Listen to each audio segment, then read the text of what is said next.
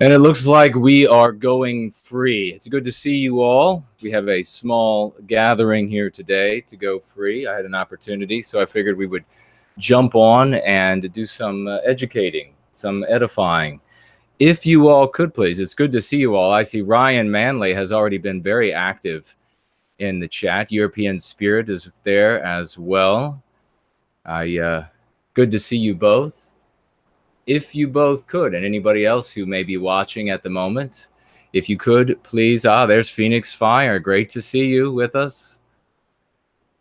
Josh, great to see you, brother. All I see, good to see you. If you all could, please, could you tweet and gab the stream, put it up on your Facebook, put it up on your VK as well. I have been unable to get into my VK account. Hello, Ryan O. Good to see you. Johannes, Barbie, Red Pill, good to see you. Andre, great to see you as well. If you all could, please, I was just saying, please tweet the stream, gab the stream. I know it's, if it's, 9 o'clock in the UK, so people are thinking about whether or not they should go out or should stay home and go free. And the right choice is to stay home and go free. Don't go out with your friends tonight when you can take a big leap forward in going free. That's much better. Stay home and have a pint or whatever you do at the pub at home tonight and learn a thing or two, and then you'll have time to go out afterward. The night will still be young over there in the UK, and of course here in the US, it is still only 4:22 in the evening, so plenty time to get a little bit of education and then to head out perhaps with friends and family, and you can share some of the things that you've learned here this evening, as some of the things that we've talked about. I also am opening the door to any of your questions that you all might have about Memorial Day and how you should handle family and friends. What opportunity you'll have opportunities to speak with them. There surely will be people saying ignorant, anti-white things. What should you do? What are your ideas? There are a lot of things going on in the news as well, not the least of which is 100,000 desecrators a month crossing the border into the United States from south of the border. So if you could, here I see Red Pill Bulgaria saying that he was able to get into VK. Well, if you could post the stream over there on VK as well, I'll find out why they are not allowing me in at the moment. But yeah, the fact that we have that it's just being revealed that 100,000 a month. Don't think for a moment that is some unusual number and that something bizarre is happening. That is the norm. They've been giving you the same number of illegal aliens, these desecrators living in the United States for 15 years. That's been the exact same number. So we here, the conservatives and the civnats, are able to be easily duped. They want to be duped. But we here in the calls for going free are not so easily duped by the anti-whites. We know that the numbers are far larger than what they are reporting. Remember, the anti-whites will recategorize things, redefine things, rename things in order to arrive at a conclusion that they want to be able to give you. And so an excuse, a verbiage they want to be able to give you. And so we know that, of course, is taking place all the time with the anti-whites. And it's taking place, it is a big part of what they are doing when it comes to observing and reporting on what's taking place at the southern border. Remember, it is in the interest of the anti-whites to convince you that there's nothing but this little trickle of harmless babies, little brown and black babies and yellow babies and little harmless mothers coming in. That's all that's coming into the country. It's just a handful of them. It's in their interest to convince you of that, because as long as you believe that, you're really in the same state that our people were in back in the mid-60s when they changed the immigration from European-centered or white people to non-white people. The preference changed. And they said there'll be no big difference in the United States. It'll make no change at all. Well, of course, hasn't made a change. So you know the tree by the fruit it produces. Don't listen to the words that the anti-whites have to say. Don't look at the categories that they talk about. Don't listen to their explanations. Just look at the outcomes. And every time we look at the outcome, we see that it is something that inflicts harm on our people, our well-being, and on our civilization. So this 100,000, it's probably higher than 100,000 that's coming in a month.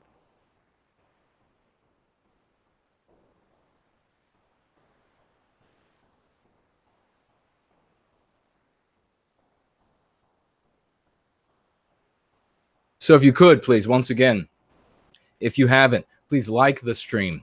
If you are a subscriber to my channel, please check and make sure that you are still a subscriber. If you have clicked the bell, please make sure that it is still clicked. Again, as I say, like the stream because it will help, or it should help, that's the idea, in getting this stream out to as many people as possible. Send it out to your circles of influence on VK, Gab, Twitter, and Facebook, and any others. If you are on Tumblr or any of the other social networking sites, please reach out to those people as well. So let's see. Alfred, I see, asking, what is an MP infection? It's a meme pathogen. This is from my, what I refer to as my AAP, my Archetype Alignment Protocol, otherwise known as Going Free. You're going free of the anti-white brainwashing, a meme pathogen, and you can find all this in my book. The second edition is, pardon me, nearing completion. So if you want to wait for that book to be available, then maybe you should do that. That will be available also as an ebook on Kindle, and so it'll be a little bit easier to access in the future. Essentially, an MP is an anti-white precept, like all of the races are the same, or diversity is our strength, or this is a nation of, or I guess Western nations in general now are nations of immigrants, not just the United States. And then there is also the required belief system that you are supposed to have that's associated with the precept. So it's what you're supposed to think about the people who hold the precept, those who object to the precept, and what your thoughts and emotions are supposed to be relative to all of these things and the precept itself. So a great example is, it's a nation of immigrants, what you're supposed to think about the people who hold that opinion, what you've been taught, of course, what you can consciously say, and this is what we're going to be getting into tonight or this evening, afternoon, is that you can consciously say, if you are someone who is, say, on the right side of the political issues, right side of the spectrum, you can consciously say that someone who believes such a thing is a Marxist, or accurately you can call them anti-white, because that's what they are. But subconsciously, there are all of these associations with that precept that you have imbibed over the years, and you have consumed over the years by way of many different avenues. And one of the most powerful we'll be discussing tonight is entertainment. So what you've learned is that people who hold that position, that it's a nation of immigrants, for example, that they are moral people, that they're ethical people, that they're good people, that they're handsome or beautiful people, that they are truthful and honest people, that they want what's best for everyone. And you have learned that those who object to those things are ugly people, cruel people, vicious people, spiteful people, selfish people. That is what you have learned. So before you can even think consciously to say that I know that somebody who holds the position that it's just a nation of immigrants, I know that that person is anti-white, long before you can think that consciously, your subconscious mind has immediately injected all of your emotions with everything that you have learned about what I've just said, what to think about those people who agree and those who disagree. And as a result, you are automatically having to engage in this tug of war with yourself. That is one of the reasons why it is so difficult to have an argument with an anti-white, because not only are you trying to engage the person that you are having the argument with, but you are also effectively struggling with yourself, struggling internally. How many of you, and I'll just look into the chat right now and we'll see, how many of you have known that you've taken a position that you know is correct, that you know serves our well-being, and that you damn well know is fair, objectively fair, and yet felt immoral about it, felt like you were saying something wrong. How many times have those of you out there, or people you know, people you've had conversations with, have told you that even hearing someone like me talk about white well-being makes them feel like they're doing something immoral, makes them feel like they're doing something wrong? How many have felt that? Maureen says, yep. If that's to what I'm asking now, then yes. Everybody has felt that. Everybody has experienced that, or we know people who have experienced that. That is a result of the meme pathogens, the MPs, that are locked inside your subconscious mind, that are locked inside my subconscious mind. Now, the thing is we cannot, I see Shauna is here. Good to see you. And she's agreeing as well. Anonymous saying, yeah, absolutely. Josh is saying, sister and wife still feel this, but they are waking up. Yes, indeed. We see yes, social conditioning, Kalishnikov. Now, the thing is about these meme pathogens that are in our subconscious minds is there is no way to extirpate them. We can't dig them up. We can't erase them. We can't delete them from our minds. It's not possible. But there is another way to treat them, and it is just as effective. You can go free of these things. And now what's really important is that these things are not just undermining your communication or with your friends or family. These things are not simply making it difficult to have an argument with an anti-white. No, these things undermine every single aspect of your life directly by way of being inside of you, but they also undermine your entire life by undermining our people as a whole.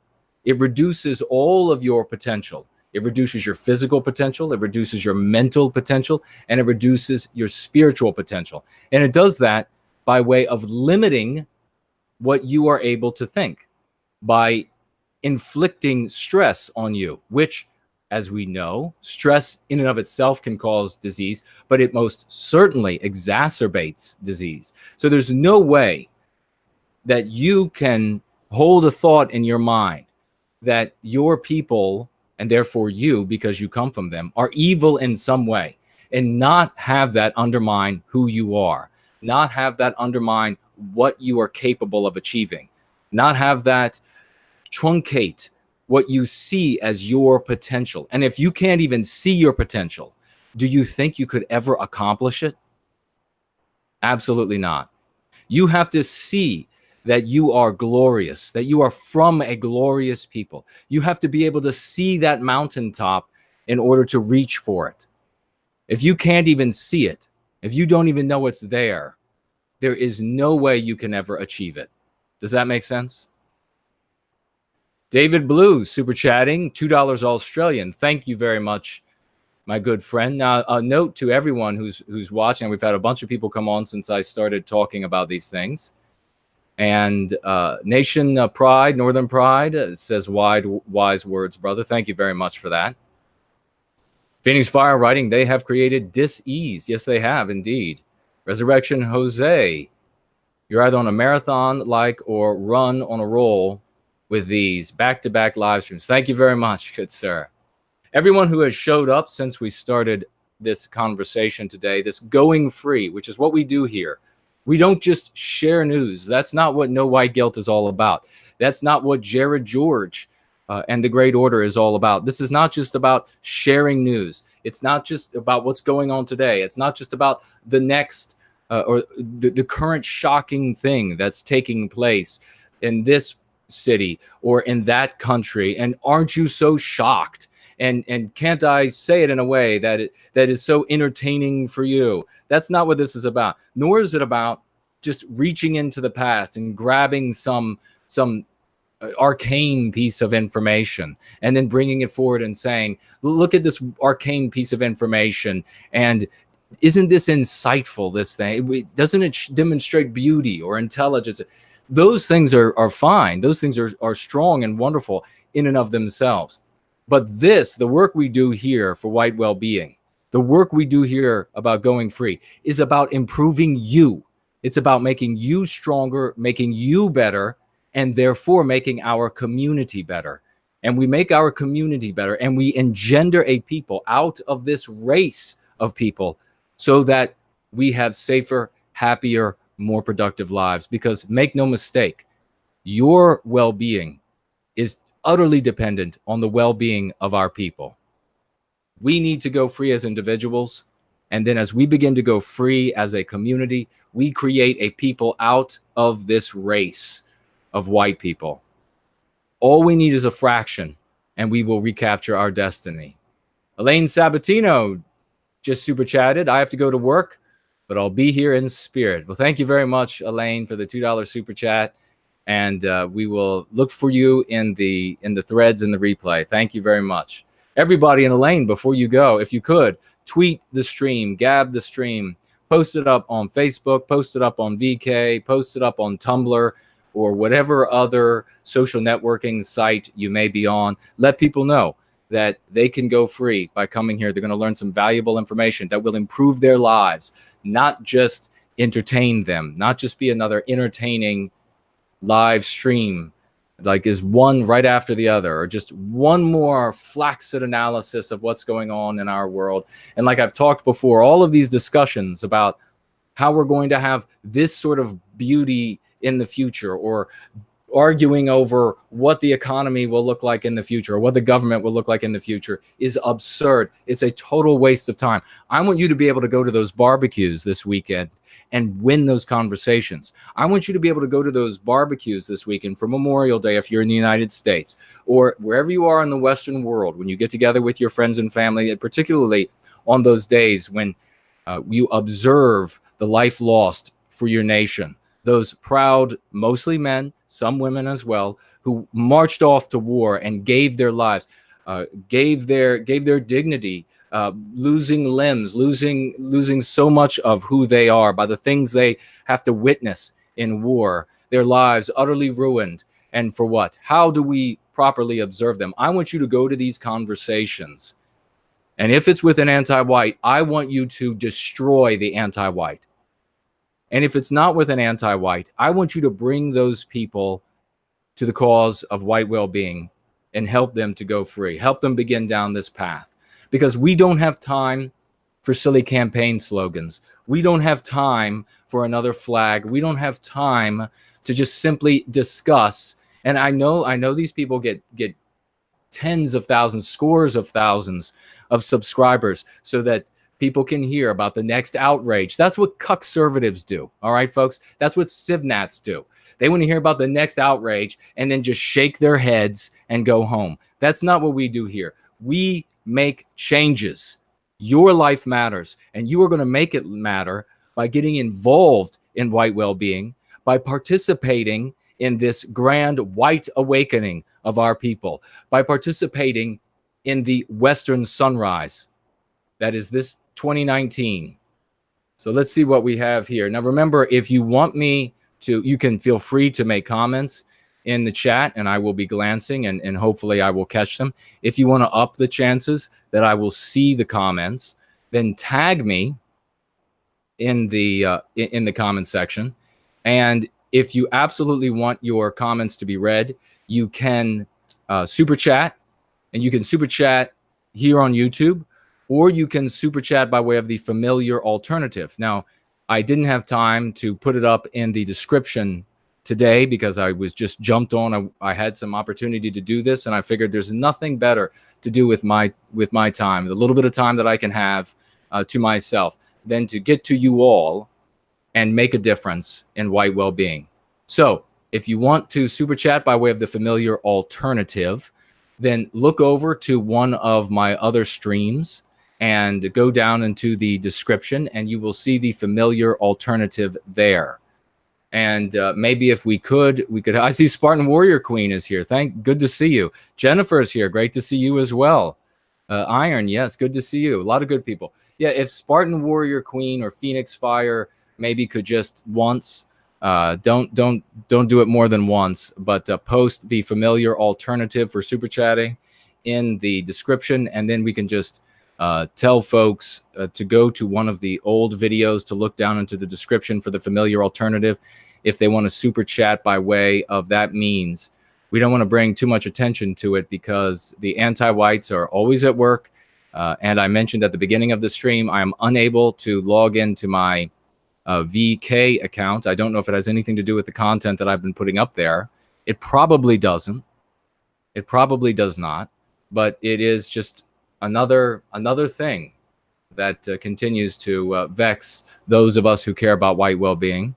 High-Speed Drifters here. Great to see you. Elaine writes, my dad didn't marry until he was in his 40s, and I bet it was largely due to PTSD after winning a Bronze Star. That is really congratulations to your father, a great sacrifice. He came home to see his city ravaged by diversity. What an absolute shame. Spartan Warrior Queen, where can we find your super chat? If you go into one of the other videos that I've posted, and you'll see in the description, if you just follow down the description, you'll see the familiar alternative, which otherwise goes unnamed, live while we are discussing the streams here. So I appreciate that. We could just maybe just refer people to that would be the best way. Arya Satya, good to see you. Yes, you get to catch me live. I thought, I had a Susie, hello back. I had a little bit of time to myself, and as I say, there was absolutely no way that I was going to miss the opportunity to reach out to you all and to do some healing, to do some growing. And so that's why we are here. Oh, there's racial consciousness. You haven't missed much, yes, brother. We just got started talking a bit about what a mean pathogen is, talking a bit about what do we do, and I will say more about that and get some ideas also from you all. What do we do at these get-togethers in the U.S. this Memorial Day weekend? We're going to be getting together. Folks from around the West, if you don't know what Memorial Day is in the United States, you could just jump on over to one of the search engines and have a quick look. Essentially, the day is meant to observe and give respect to, remember the lives that have been given in war. And for us, it has a little bit of a more meaning. For those of us who are in the cause for white well-being, it's more than just observing those lives lost. Because remember, folks, these are, and respecting them, these are our people. The United States is ours. We invented it. We bled for it. Up until very recently, the United States was 90% white. It was created by white people. White people envisioned it. White people fought for it. White people were maimed for it. We named ourselves as its creators. We named ourselves as its inheritors. So this in the United States, there is a nation, and that nation is the white race. It's Western kind that gave birth to this country. It is the white race. And here's something that will really upset the anti-whites out there. But a white German or a white Italian or a white Australian is more American than any non-white person born in the United States. And the anti-white is going to say, how can that be so? Well, the reason why that is so is because countries are more than a land mass. Countries are more than a period of time in which they exist. Countries are more than the road signs. Countries exist in people before they exist in the real world. So I am more Australian than any non-white Australian born in that country. I am more French than any non-white Frenchman born in that country. Why? Because Australia is in me. France is in me. Just as America is in the white Australian, just as America is in the white Frenchman. And properly, when we say Australian, when we say Frenchman, it is redundant to add the word white, because those are the only people who can be white. Everyone else is a paper Australian, a paper Frenchman. Just rewind the tape of time And when you get to the beginning of the country, you see it was white people. And then it was white people who decided by way of paper to make non-whites citizens. That's all you need to do. No debating with the anti-whites about what is or what isn't. This is the reality. We accept nature's truth because man can change anything he wants, but nature is the fount from which this all comes. So that is an important thing to keep in mind. Let's see, Brandon, I see there, writes, I lent your book, Born Guilty, to my doctor. He stated that you appeared to be trying too hard and it hurt the point. What more can I say to him?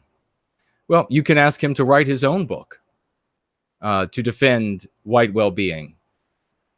Trying too hard and hurting the point is typical, a typical dismissal of a white person who is afraid of standing up for white well-being. We are well beyond that. This is this genteel nature of white people, which is part of the reason why we've gotten into this mess, is because we have all of these rules, all of these customs about how we have to be so delicate around each other, and not so much each other, but the non-whites. We have to be so delicate around them. We have to be so careful. The Queensberry rules, these things that have been handed down that worked well when we were dealing with our racial brothers and sisters who happen to live on the other side of an imaginary line.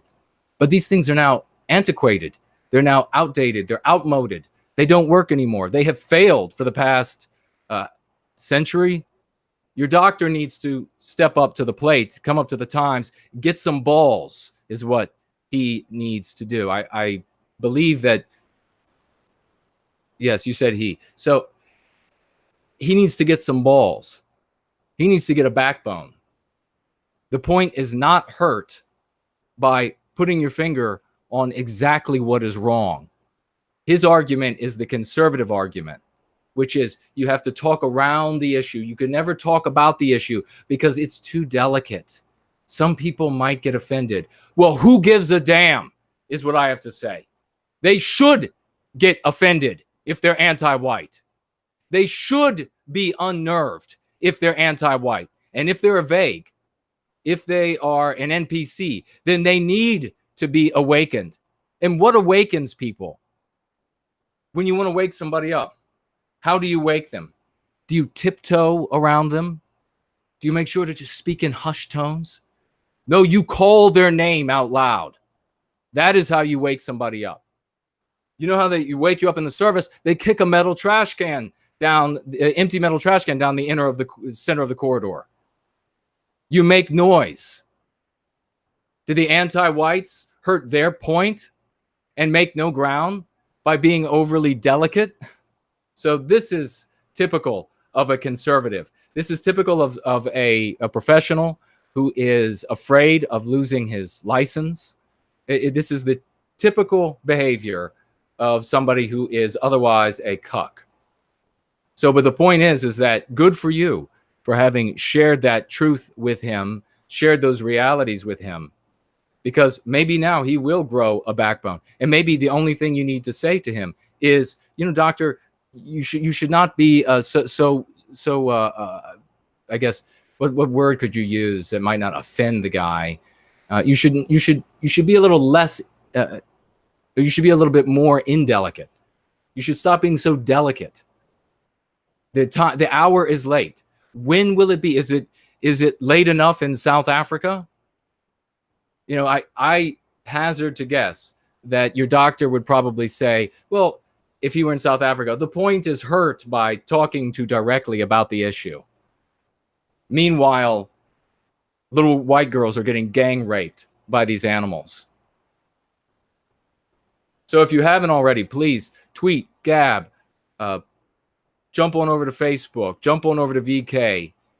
Let your circles of influence know.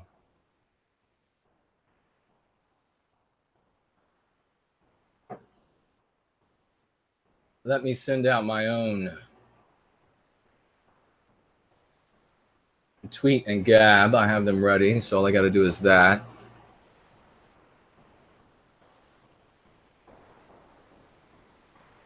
Anonymous writes, I'm in high school, and he points to cure my classmates of their MPs.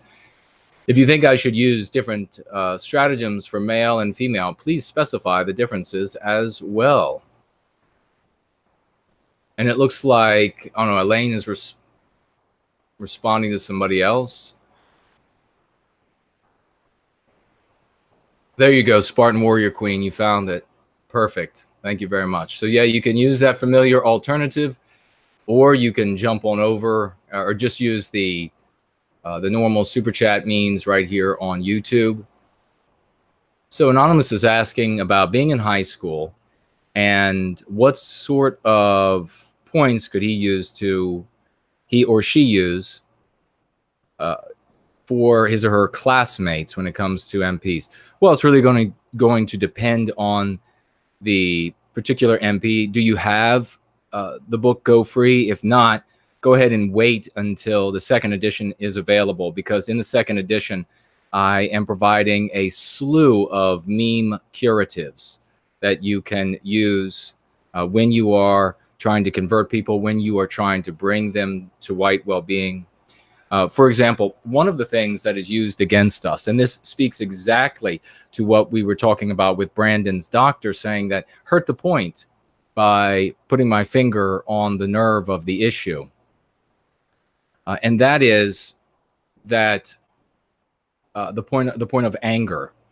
Anti-whites always say, "Oh, well, these people are angry. You can't be," and that's what this Brandon's doctor is speaking to. Is this MP that is inside of him? This idea that he can't get emotional, he can't speak powerfully and emotionally on this subject because that hurts the point. Because if you're not delicate enough, you're going to hurt the point. The anti-whites are going to say that you're angry, or they're going to call you a hater. Now, this, of course, is, well, let me just tell you, let me ask you all this. What is the normal response from people in the white positive sphere when the anti-whites say that we're angry people? What do people in our sphere normally say? I see Phoenix Fire has put up the link to the No White Guilt Collectibles store. Indeed, if you all haven't seen that yet, she's responsible for a lot of the great material on there, including this mug, which has her coming home graphic on it, beautifully done. It is the graphic that is also the banner on the channel, on the page rather. So it's a wraparound graphic. If you would like to get one yourself, please head on over to nowhiteguiltcollectibles.com and you will find them there. Okay, what do we hear most often? The Thin Red Line, good evening to you as well. What do we normally hear people say? Racial consciousness says, damn right we're angry. You'd be angry too if your race were unjustly hated and persecuted. That's a much better response than what we normally hear. Machiavelli Sucks is here. Great to see you. Well, what we normally, and this, I just saw a speech, it was recorded at some point, of one of the responses that I've seen many times in response to this. Oh, the people who care about white well-being, or the people in the white positive sphere, they're just angry. They're all so angry. The response, first of all, is to say, well, anger is good. And that's what I saw in a speech the other day. Anger is good. Let me tell you about how it served us at some sort of prehistoric time and why it came about evolutionary. That is asinine. That is absolutely asinine to go about the discussion that way. First of all, do the anti-whites criticize anti-whites for getting angry? Do the anti-whites criticize anti-whites for being hateful? They're clearly demonstrating anger and hate. Do they criticize them? Of course they don't. Now, one thing I will tell you when it comes to the word hate is that hate is now no longer means in the socio-political context. it now has a completely different meaning. It now means, it's now just a synonym for evil white person. So don't use the word hate. Don't defend the word hate. It's the same as defending the word or trying to explain away the word racist. Don't use it at all. It is a tool of white oppression. It is one of the words that is part of the language of white oppression. So don't use it at all.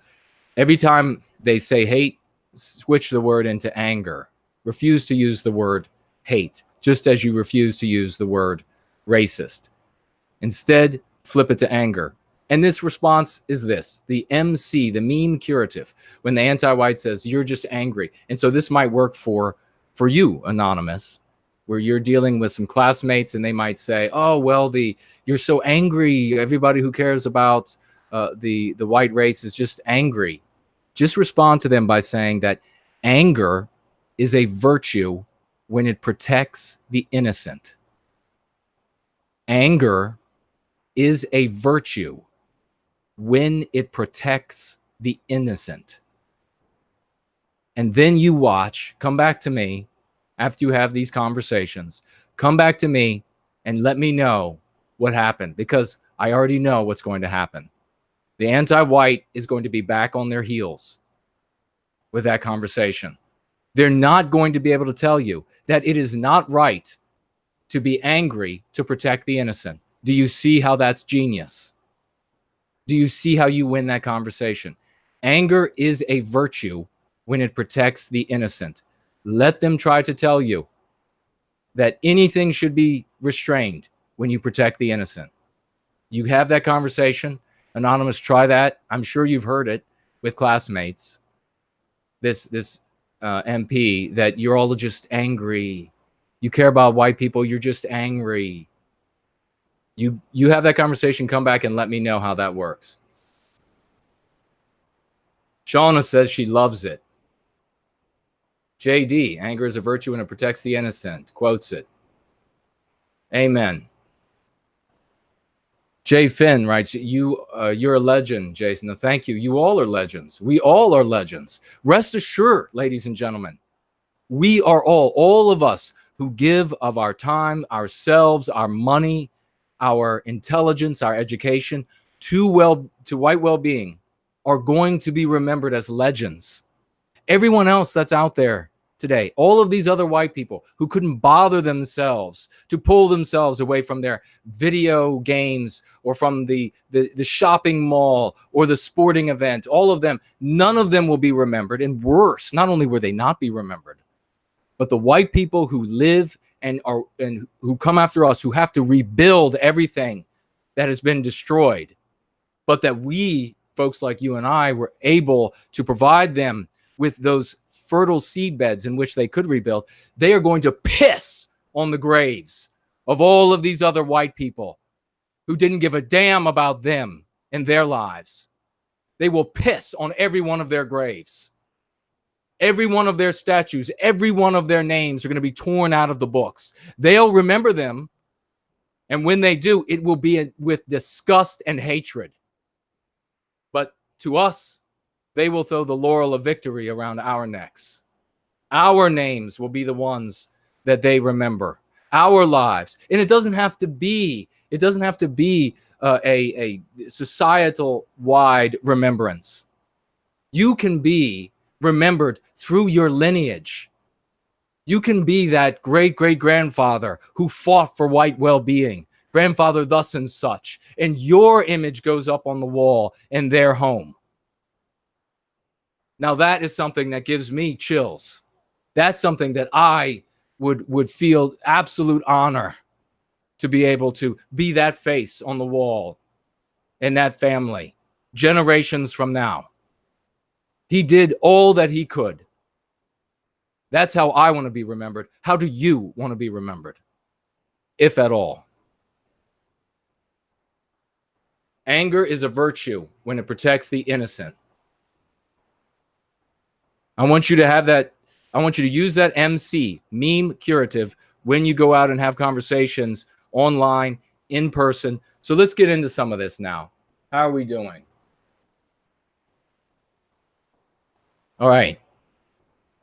If you want me to see your comments, you can write them in the chat. I will likely see them. Up the chances by tagging me. If you want what you write to be absolutely read, either super chat it on YouTube or super chat it by way of the familiar alternative, which can be found on my other videos in the description. You'll find it there.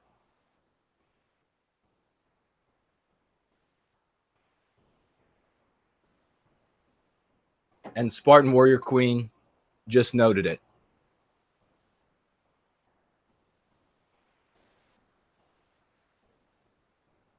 Noslin just donated $10 investment. Super chat on YouTube. Thank you very much for that kind investment. And writing, culture is group behavior, and what we see in the West is the results of whites' natural behavior. We can readily see the nature of other races by looking at their cultures. This is exactly well said. Exactly what I write in Go Free.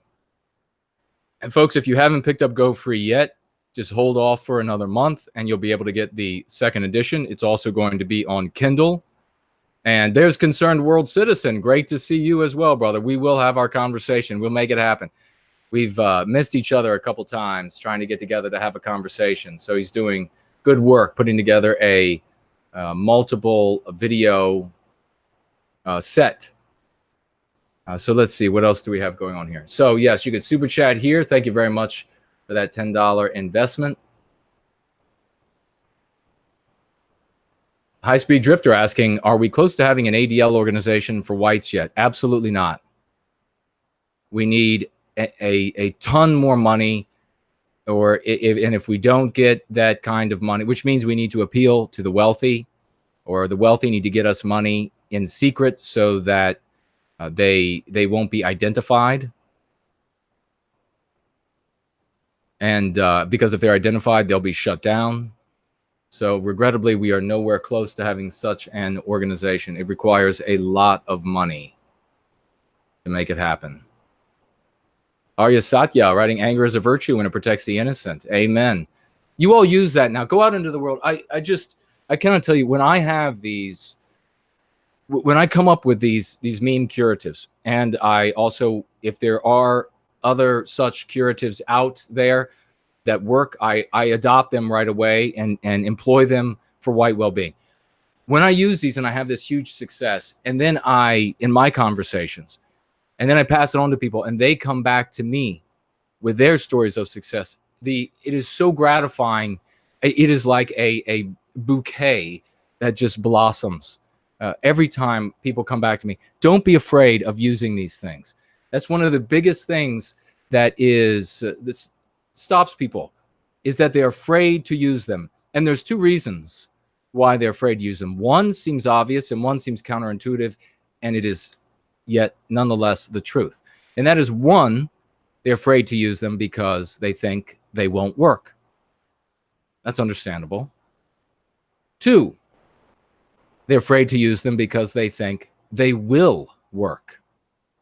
And people have gotten so used to failing in this sphere, so used to losing the arguments, they are afraid of what it will be like to stand there as the winner of the discussion, to stand there on the moral high ground for the first time.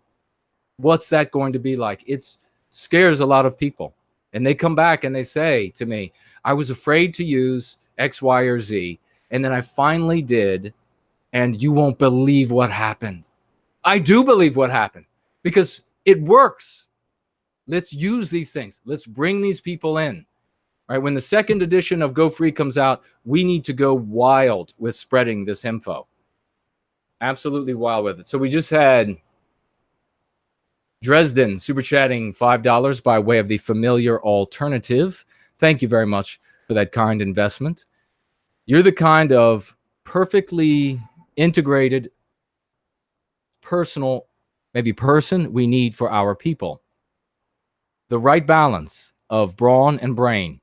I love the conviction in your words and the fire in your belly. Keep up the great work. Thank you very much for that, Dresden. Dresden is speaking actually sagaciously, speaking to a very important point. in the compliment to me, which I deeply appreciate, and that is that we are the message. Make your friends and family know that you are the kind of person who is always improving. If you make them know that you are the kind of person who is always improving, then they will receive everything you say from that perspective. If you are known as the loser who sits on the couch and eats Doritos all day, then they won't give a damn about what you have to say. But you don't have to be rich. You don't have to have a high-paying white-collar job. You don't have to have a high-paying blue-collar job. You don't have to have anything else going on for you other than you are the kind of person who is rational and always improving, always moving forward. If you are perceived that way, then they will perceive everything you bring to them in that light.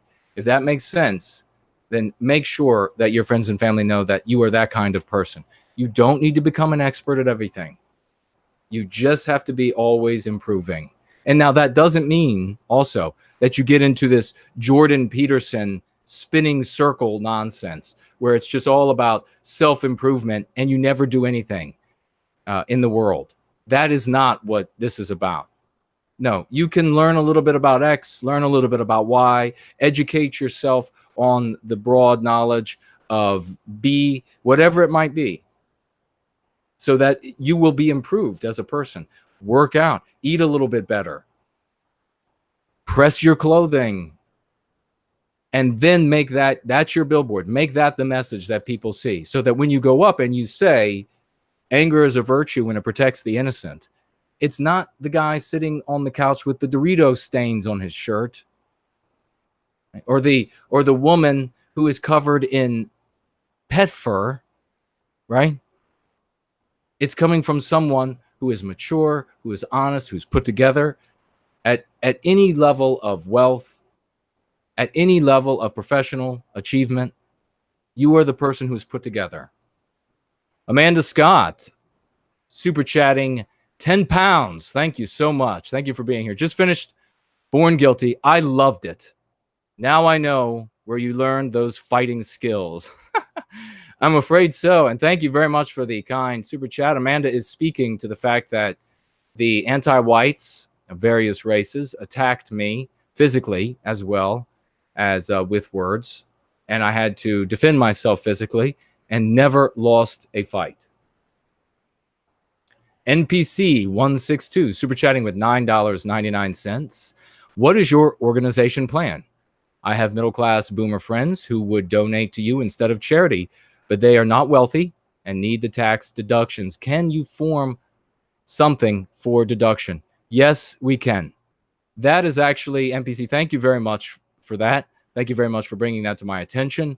The charity deduction mechanism is one of the easiest portions of what we are trying to create here. What we are working on creating is something that has not come before, because the anti-whites know how to destroy everything that has come before. So if you have anybody who comes before you in the white positive sphere and they say to you, we've got this idea, we're going to start this organization, and the organization has the form that our organizations, our groups, our clubs, or what have you, have always had. Just a different name, a different flag, a different symbol, a different set of whatever number of precepts or whatever. Reject it. It's going to be defeated easily by the anti-whites sooner or later, probably sooner if they're influential. So that is not the direction you want to go. We have something, when you are faced with an adversary that has your number, if that might be a colloquialism in American English. I don't know, maybe you people in the UK can tell me, but for everyone else who's Germans, etc., who are speaking English as a second language, it means that they know what you're going to do and they know how to undermine what you're going to do. If you are doing what the anti-whites already know how to defeat, does that seem smart? Does that seem like the way to go? You cannot do what they already know how to defeat. You cannot have a frontal strategy. You have to have a Fabian strategy that is totally alien to them. that actually makes use of their weaknesses. And that is what we are working on. That is what we are putting together. And you know what? I would be a lot further along if there weren't so many people out there who continue to hang on to these old ideas, who continue to think that this personality or that personality, because they have so many eyeballs on them, are worthy of money, are worthy of attention, simply because they have eyeballs on them.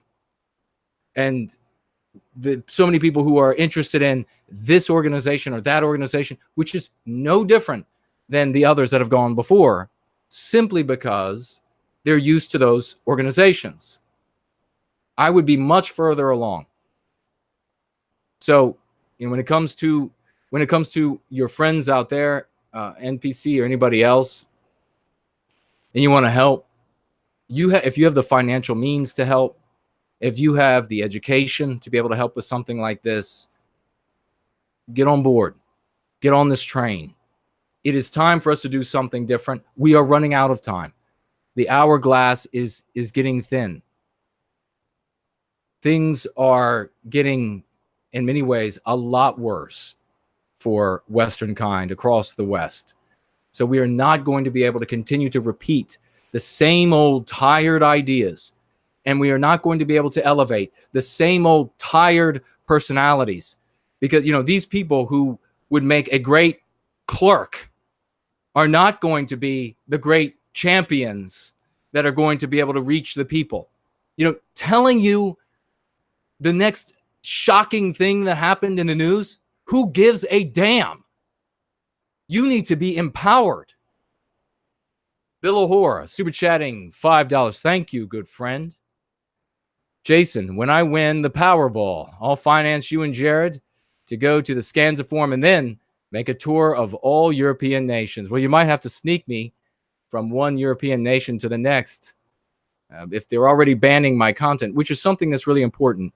And I'm going to ask this question of you, this whole banning of my content. We'll get to that. Sean Alexander, $4.99 super chat. Thank you very much for the investment in the cause of white well-being. Favorite part of my day, week. Notebooks out, ladies and gentlemen. I wait in anticipation for my copy of Born Guilty. Thank you very much for that, Sean. Sean, if you didn't catch earlier, we have that anger is a virtue when it protects the innocent. Let's see what else we have here. I want to make sure I haven't missed anybody. Thank you both to Phoenix Fire, and I don't want to forget you both, Spartan Warrior Queen, for moderating the show today, because otherwise we know this would potentially spin out of control.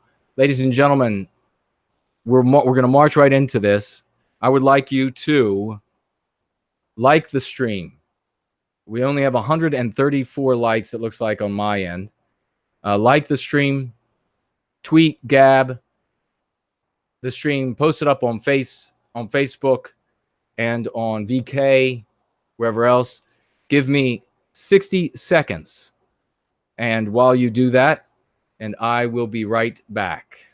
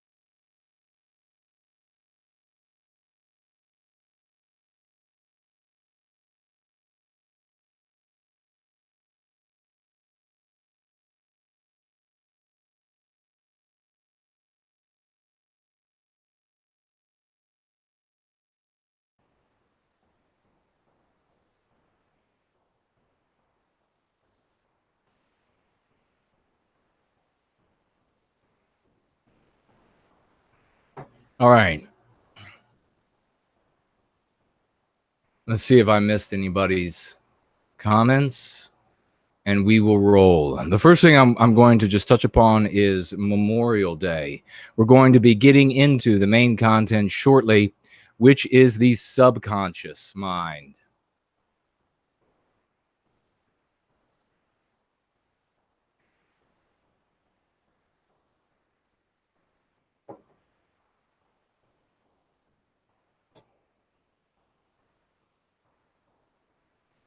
Let me check the familiar alternative to make sure that nobody has dropped a kind investment over there. Since we had Dresden and his good words that he spoke, insightful, sagacious words. There's Donald Jackson. Great to see you. Jonah's here. Brooke is here. So many good people. It is an honor to serve with every one of you. Luke is here. Great to see you, Luke. Bob is here. Let's see.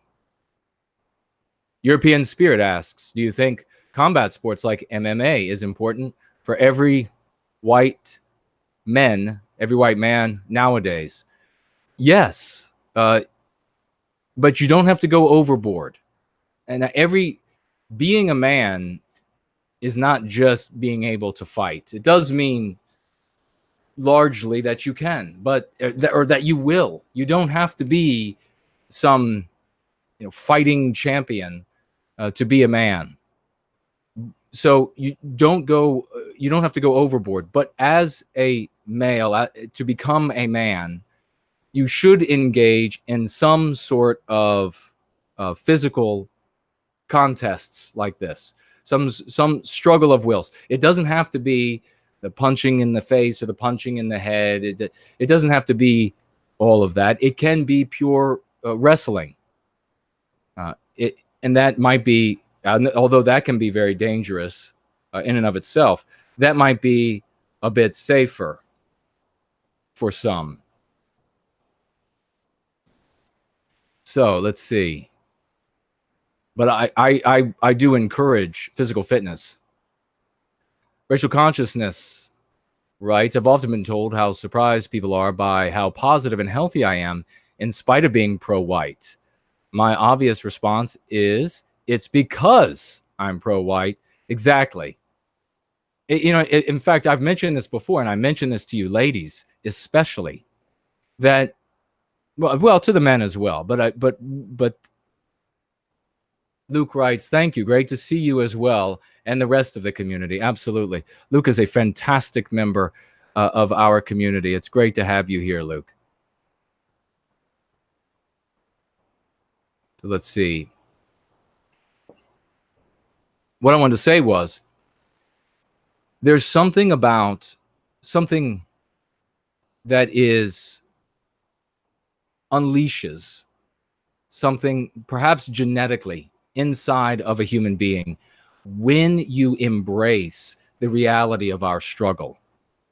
Before you embrace the reality of our struggle, you're really in this giant nursery room of the West. You're not unleashed into the wild, if you will. You're not really in the struggle for survival, if you will. When you realize that we are in the struggle for our survival, something is released inside of you. You will feel it. I have felt it. It recurs inside of you. And interestingly enough, I've said before, it either makes you more human or more than human by releasing it, because this is the body's natural response to the need to survive. The caged animal, the leopard in the zoo, is not the same leopard as it would be in the wild. Does that make sense? I'm sure it makes sense that way. That leopard doesn't have to fight for his food. After a while, he realizes that. He knows he doesn't have to fight for his food. He doesn't have to fight for his survival. He doesn't have to fight for anything. He can just like you go to work or I go to work, he just walks out into the enclosure, sits around all day. That's essentially work for him. And then he goes and collects his meal that'll be on a plate for him. He doesn't have to worry about a predator. He doesn't have to worry about lions coming to eat him. And that switches something off genetically. It makes him less than what he is. The same exact thing, we are animals, the same thing happens for us. When you just walk out into your enclosure, your day job, your night job, whatever it is, and then you walk back to the food on your plate, and you don't have to worry about the predators. When you do that, something is switched off inside of you. The only way in human civilization, the only way in Western civilization to flip this genetic lever back on is to fully embrace the struggle, to fully embrace this reality that we are facing white erasure, that anti-whites absolutely intend and are erasing us from the civilizations that we built, the civilizations that we deserve, the job promotions that we deserve, the hiring at jobs that we deserve, the place at university that we deserve, the grades that we deserve. We are being erased from all of it. The perfect partner for marriage and children that we deserve. All of that is being taken from us. When you realize that you were in that real jungle, that button switches back on. And the reason why I said this is particularly interesting to women is because it has a juvenescent element to it. It has a rejuvenating element to it. The body releases chemicals that keeps it young, that puts it in its most fit state to be able to deal with that world that is around us, that need to live. The difference between the leopard lying lazily and looking pathetic at the zoo versus that one you see in the wild, which is on the edge of that knife, ready at any moment to defend itself or to take its prey. That is the difference. Let's see. Looks like we had a super chat come in. The Supreme Gentleman super chatting $5. Thank you very much for the kind super chat. Let's see. What else do we have here? Steampunk.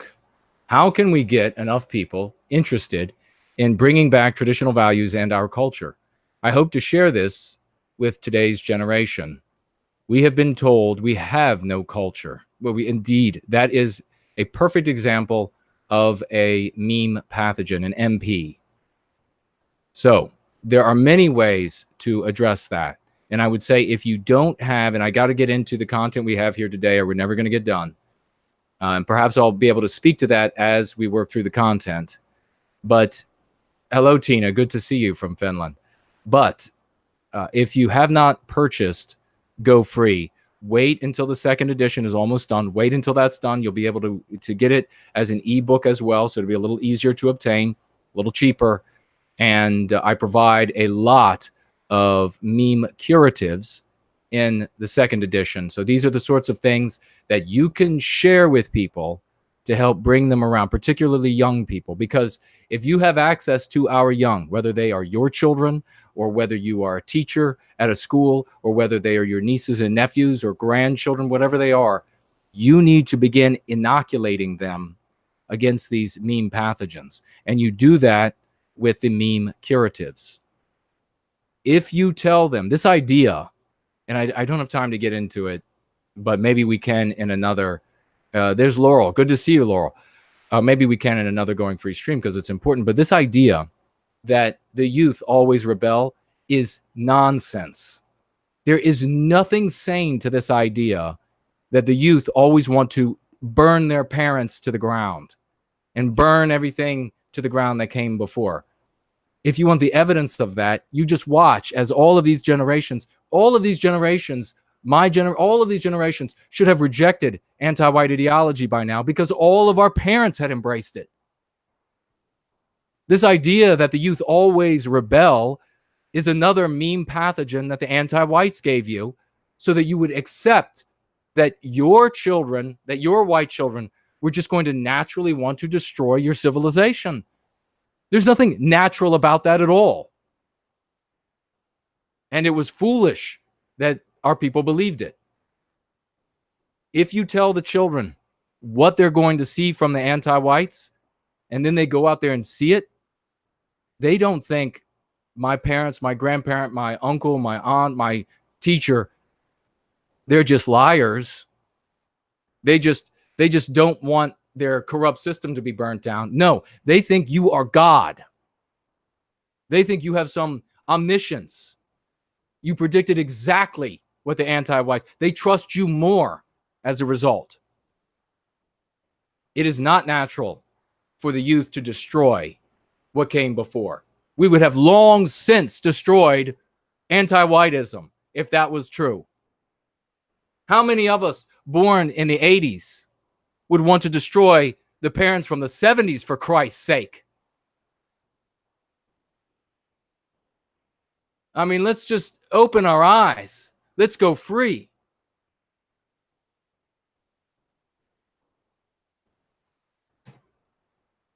Okay, let's do this. We got to get rolling. I decided to jump on because I love you all, because I love my people, because I love white children.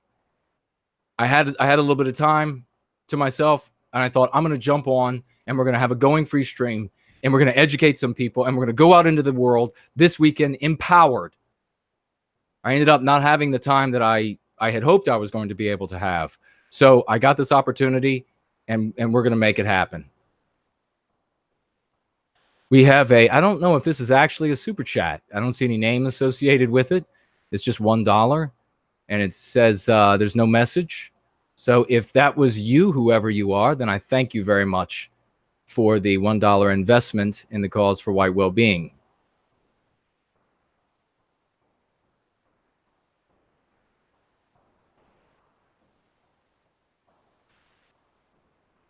Zendrothin says, exactly. All I did to rebel was shave half my head.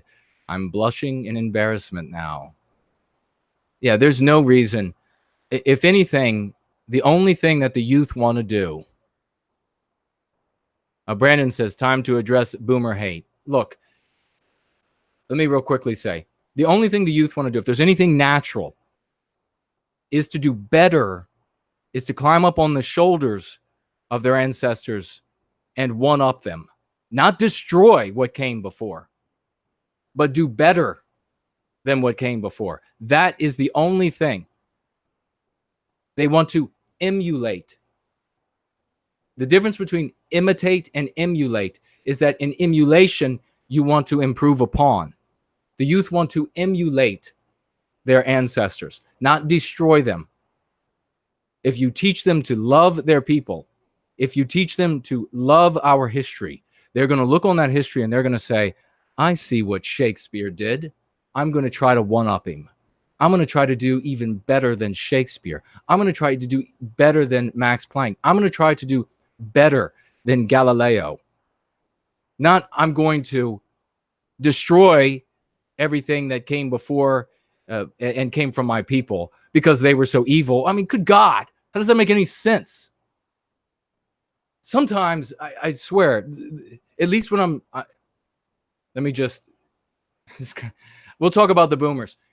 This whole idea of this hating of this people who are in the generation referred to as the boomer generation was pushed by some people. You all know who pushed this idea and who pushed it and pushed it. You all know. It's been around now for a couple years. And I objected to it from the very beginning. Because the whole idea of this hatred of people who are in this generation called the boomers, the whole idea is that they didn't do enough. They were too busy partying. They didn't do enough to stop the anti-whiteism that we have now. And every single case I say to these people, what are you doing to stop it? What are you and your generation doing to stop right now? 100,000 desecrators showing up at the border. And they say, but I'm powerless. Well, so were they. Good God. We do not divide those who care. In white well-being, we do not divide us by generations. You are an angel fallen from heaven. No, willingly descended from heaven with sword in hand if you serve white well-being. And it doesn't matter what your age is, or what your generation is. If you are anti-white, you are a piece of garbage. So no more, never before was there any of this boomer hate in the service to white well-being in what I'm doing here. Never. And it never will be. Angelo, $10 super chat. Thank you very much. Make white babies or adopt white South African babies. What's happening over there is terrible. No, it's beyond description, my friend. Very well said. Have babies, raise them to love our people, raise them in a love for our people. Make your family a heartbeat for our community. And that is how we will be recapturing our destiny. If you can have children and you can adopt, you damn well be better adopting white babies and getting them from the areas that are most dangerous for our people. And remember, let's all try to do this. Help me as well. White South Africans are us. It's not just white people in South Africa. It's our people in South Africa. Does that make sense? It's our people who are being raped and murdered on those farms in South Africa. It's not white people in South Africa. It's not the whites in South Africa. It's our brothers, our sisters, our mothers that is happening to. We are going to create a white ring that goes all the way around this globe. We are going to be a united people. And we are going to celebrate all of the different hues of our differences. We're going to magnify them. We're going to amplify them. But we are nonetheless going to see ourselves, perhaps for the first time in the history of the world, since we were that single tribe, we will see ourselves again as a single people. Because remember, we started somewhere as a single people. There was a single white tribe. And we defeated those other peoples who sought to defeat us. And we defeated the climate that sought to defeat us. And we defeated the disease that sought to defeat us. And we defeated those predators, those animals that wanted to defeat us. And when we achieved that crowning glory, that is when we fell from grace. That is when we turned to petty chieftains who put their own luxury, their own self-satisfaction ahead. In a word, folks, individualism. They put that ahead of the community. And that's really a failing, because you don't achieve personal well-being by way of individualism. You achieve personal well-being by the well-being of our community. Does that make sense? You are not going to be able to be safe as a white person in this world by being an individual and by even mouthing all of the anti-white MPs that come to mind. You're not going to be safe. How many MPs do they say? How many MPs? Let me ask you this, and then we got to get started. How many MPs do you think an anti-white woman says when a non-white, anti-white is about to rape her? But I support you. But I stand up for your community. We've heard about these crimes where they beg these anti-white non-whites. But they say they hate their people. They've given their whole lives to hating Western kind. And the non-white, anti-white doesn't give a damn. They don't give a damn what you've done to hate your own people. Nobody ever celebrates a traitor.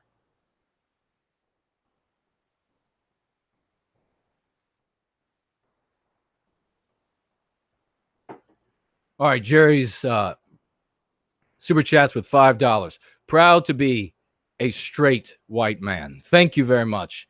I am as well. Congratulations.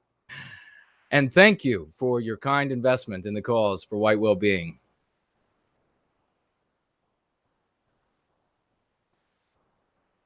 Andre writes, no white guilt isn't angry with us. He's zealous. His zealous love for us is all-consuming. Exactly. Exactly, brother. Amen.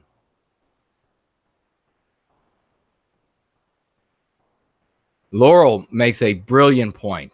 The only thing non-whites hate more than white people are their white allies. Have you seen this? Have you seen this before where they talk? We've captured their comments from their threads and the things they say about their white allies. They despise them.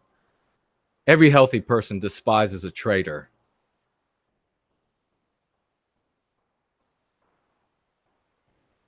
Zendrophens writes, I did not know that Afrikaans were a language in the Germanic language family until I was 15. The propaganda does it best to make us not know info, or make us, rather, not know info about each other. Yes, exactly, it does. That's the whole idea. We shouldn't know. I mean, you turn on the TV, and every time there's Roy Danton. Great to see you, brother. Great to see you. Every time you turn on the TV and they're talking about humanity, they're talking about humans, what do you see? Do you see our people? We have a diversity of creation throughout the West that you could learn 100 new things about that diversity every day for the totality of your life and not even learn a fraction of what we have invented and created in the different forms of our expression in Western civilization. And yet, what do they show you? It is endless non-white this, non-white that. That's the humanity. That's the diversity. And that should also be the lesson that you should derive from that, is that when they say diversity, it means no more of you. Good God. And this is for, Andre's just talking there. This is my love reaching out. This is my love for you white people who are coming to this stream for the first time, who are coming to this information and this healing and this love for the first time. I must be cruel to be kind. If you don't know who said that, your education has suffered. You probably know what MLK has said. You probably know what some totally insignificant mestizo has said, or what some Nigerian has said. We should spend the totality of our lives learning about our people and building on that glory, instead of descending into this absolute carnal hell with this African culture everywhere you look across the West. It's just endlessly shoved down our throats. We are not elevated. We are not amplified. We are spat upon. We are disparaged. And we are forced to live these sickening, vicarious lives through these other races of man. I want to be able to walk by a television at the airport or at the train station or what have you and see something truly beautiful on that television, as that is the norm. Why is it, for God's sakes, why is it that every time something has to be cool, and this is the way it is across the West, a commercial comes on, they show you the thing that's pathetic, and then they show you the thing that's cool, and as soon as the thing that is cool is shown to you, it is underscored by ghetto music and some sort of ghetto dance. If that was just a trend, it would have ended decades ago. It's never going to end until we put an end to it. I don't know about you all, but I'm sick of that. I'm sick of it. It's even like laundry detergent. This is the new laundry detergent. It's cool. Enter hip hop beat and thug dancing. Disgusting. White people love rock and roll. They love plenty of other forms of music. There's nothing that white people love more than a hardcore electric guitar riff. But do you get that when you see the best new washing detergent? No.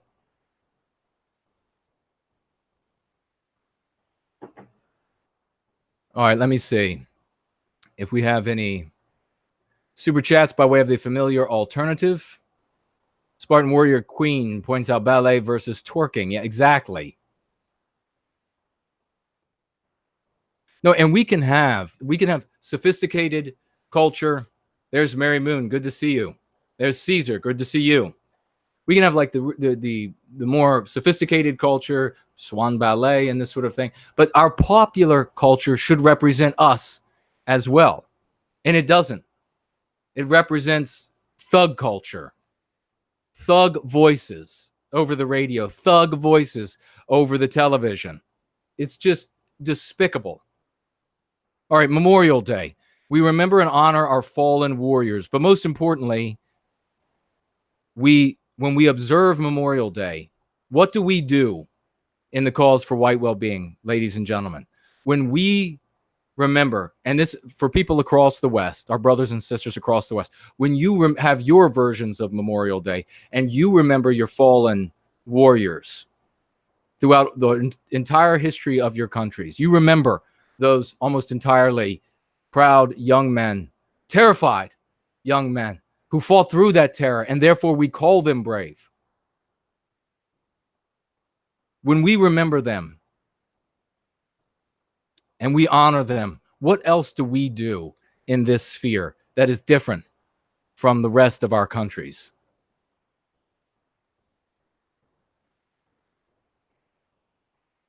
We remember and we reaffirm, never again. Never again. Say it at your barbecues.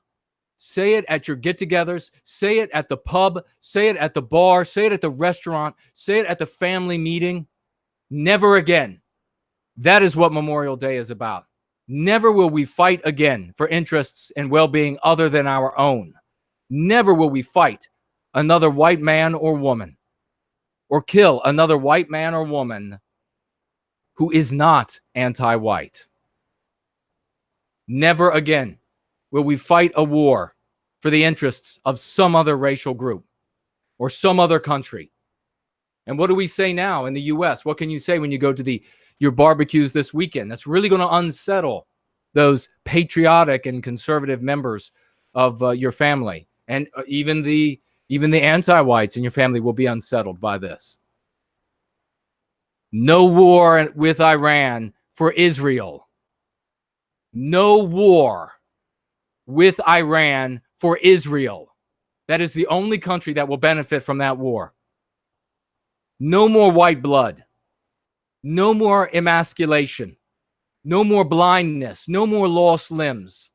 No more seeing the horrors of war and unable for the totality of their lives to ever recover for the benefit of some other racial group.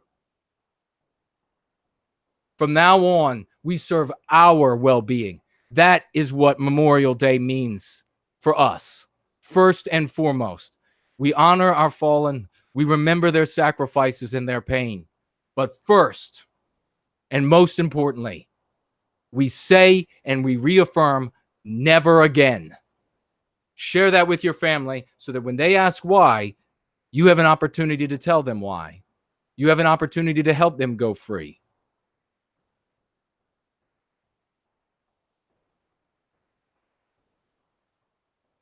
Now, I want to quickly ask, who can see me over the past couple of weeks in Europe and who's having problems? This is a note I made to myself. I have a lot of people who have been writing to me. Now, my message has been, let me quickly just get here. We have Luke super chatted by way of the familiar super chats, and he has invested $20. Thank you so much for your kind, your very generous munificence, my good friend, good brother. And he writes, thank you, Jason, for expressing the need of our story, for our story. It's most important. Exactly. Very well said, Luke. DB Cooper. the DB Cooper. Super chatting with $2. Amen, brother. Well said. Thank you very much, DB.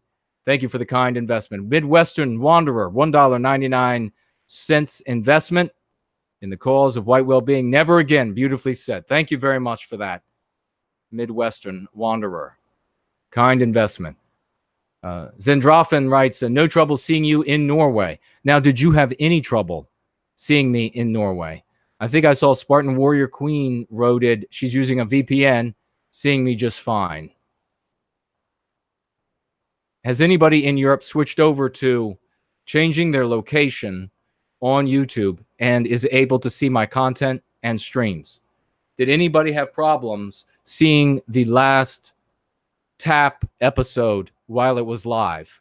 I just want to get some input really quick because we are dealing with governments. This is not YouTube, ladies and gentlemen. No, 4 or 5 weeks ago now, Liv from whitedate.net wrote me an urgent email, and she said, your content is banned, it's censored in Germany. It says your channel has no content. She said it only happens with other Germans who are not allowed to say naughty things in Germany. And so if they say any little naughty thing in Germany, the government there is able to say to YouTube, pull it down, and YouTube pulls it down. But you, Jason, are coming from the US and your content's not getting in. She can see Red Ice's content. She can see JF's content. She can see Jared Taylor and Richard Spencer's content. She can see James Alsup's content, but she can't see the lexicon and the dialectics of going free in Germany. Why is that, ladies and gentlemen? Why are you able to see all of that other stuff, but not the dialectics and lexicon of going free? You know damn well and good, because with it, you can go free. And the anti-whites know that. So what ended up happening? Government after government ended up censoring my content. I'm not getting messages from YouTube. Governments in Europe are somehow preventing the message from reaching the population.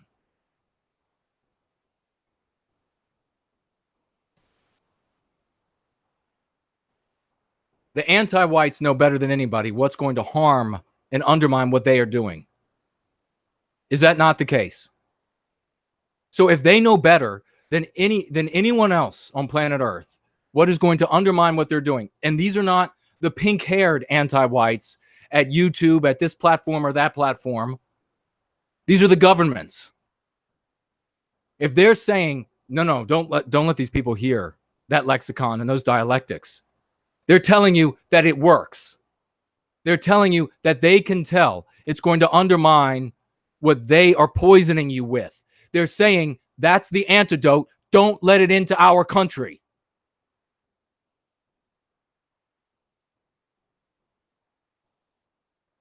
All right, let me jump on some of these. HC Entertainment, £5 investment. Thank you very much for that, HC.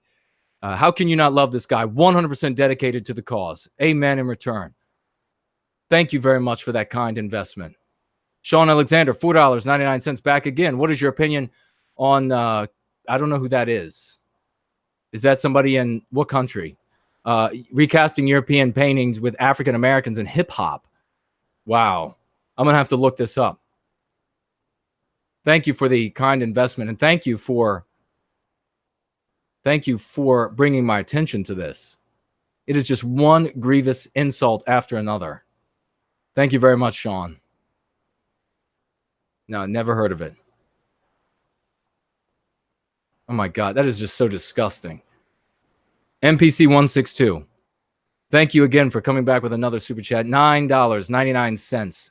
What was the last pro-white war? The Indian Wars in the 19th century? Question mark. What are acceptable wars to us? The Indian Wars, Revolution, 1812, Confederacy. Who should we honor? No, what we honor when we remember this is the heroism of our people. We don't have to see the totality of the conflict. We don't say, for example, I'm a very proud Southerner. I honor both And my family fought for the Confederacy during the invasion by the United States. I honor the white people who fought for the Confederacy, and I honor the white people who fought for the United States in that war. I am honoring the spirit of our people, the heroism of our people, the sacrifices of our people. We don't need to accept or reject the totality of an event to take these individuals and say they were called.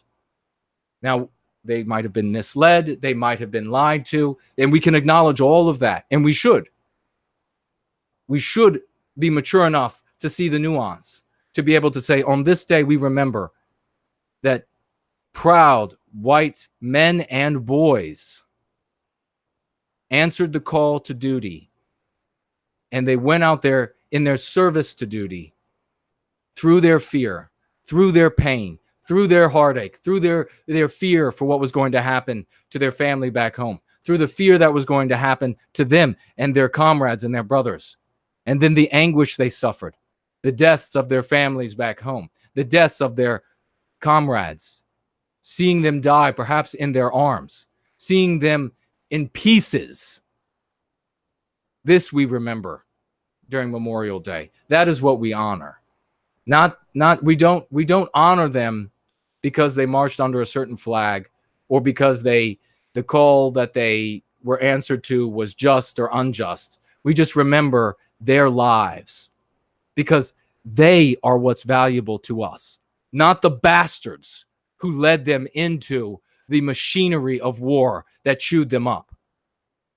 Our brothers, and sometimes our sisters, our fathers, our uncles, that's what we're remembering. That's what we're honoring. And that is why we say never again.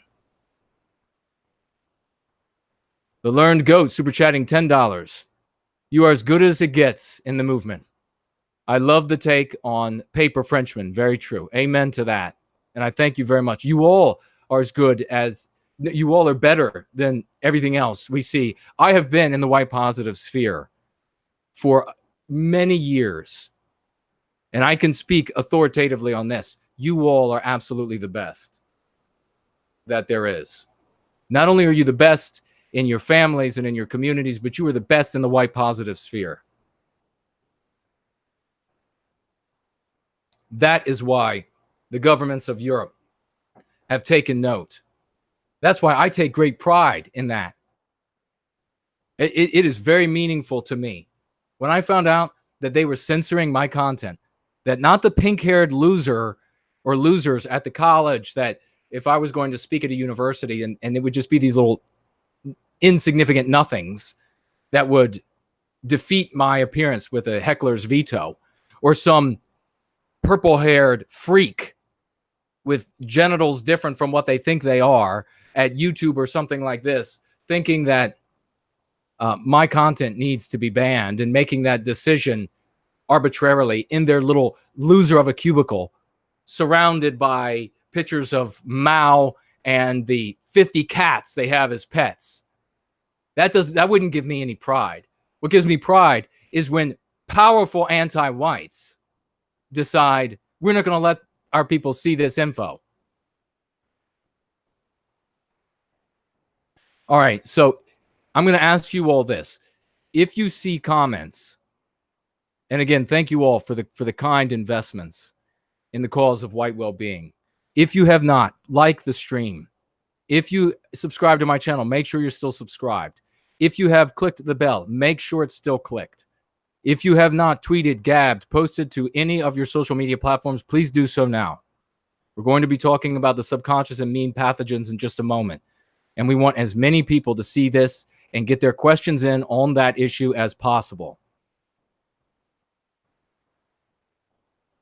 European Spirit said, what is the right and honorable thing to do when you see a white girl being sexually assaulted by, it gives a number here of refugees. The right thing to do is to cause them to have difficulty respirating. He writes, this happened to a friend of mine. He went in and got stabbed, even in a hospital. Oh, ended in a hospital. I'm sorry. Bravo. Bravo. I mean, obviously the circumstance is going to be if you have a way to alert others and go to aid at the same time, do that, etc. It just depends. Machiavellia sucks. Super chatting $1.99. YouTube commercials. I'm not exactly. Follow that up with some additional information so I know what you're saying. But thank you very much for the kind super chat. Machiavellia sucks is a great friend of the community, been super chatting for a long time. Indeed, very brave man. Well said, Spartan Warrior Queen. Amanda liked my answer. Yeah, just make it difficult for them to respirate. Okay, so I do have a bit of a question. Oh, well, I was going to say this.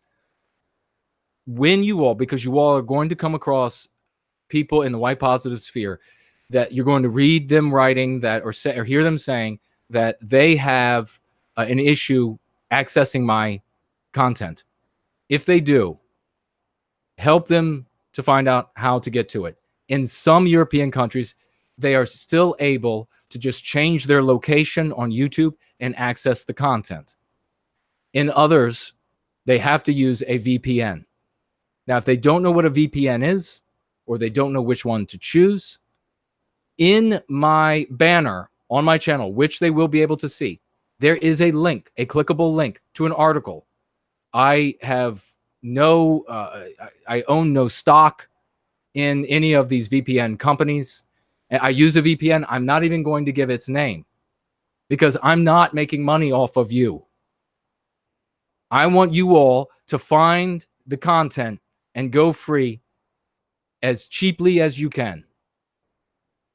That link is to a article that I think might be. I think it might be. I want to say the New Yorker. I could be wrong, but it discusses in that article a number of different VPNs, gives the people an overview and a number of options. I don't use any of those options. Not saying that any of them are bad. It just happened to be that way. And they can choose from among those options. They're all good VPNs. Some of them allow, I think, a trial period where it doesn't cost anything. Others you have to pay right away. Eventually you have to pay. But you can then choose the server of your choice in whatever country you want. And you can not just view my content, but surf the internet without anti-white bureaucrats, the Stasi, standing over your shoulder, watching everything you're doing. So you should use a VPN anyhow, especially if you're in Europe. Because rest assured, those anti-white bastards are taking down everything you do. So get on a VPN, surf the internet that way. They won't be able to observe what you're doing. And then if it ever comes to a Stasi situation and they go out collecting people, you'll be in the clear. So the other thing I want to ask is I just got a super chat by way of the familiar alternative. Thank you very much for that. And again, folks, if you want a super chat by way of the familiar alternative, you can either look in this chat. It has been posted several times by the great Spartan Warrior Queen. And there is Samantha Fox. Great to see you. Great to see you here. Jason is here. Good to see you.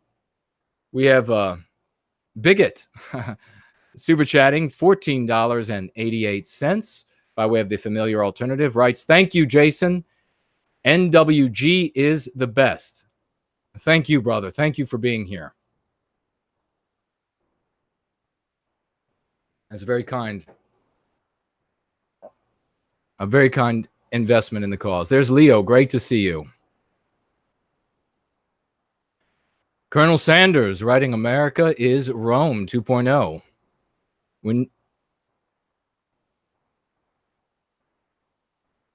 We absolutely are Rome 2.0 at this moment. It is, and what Colonel Sanders is speaking to there is Rome brought in all of these alien peoples into its midst.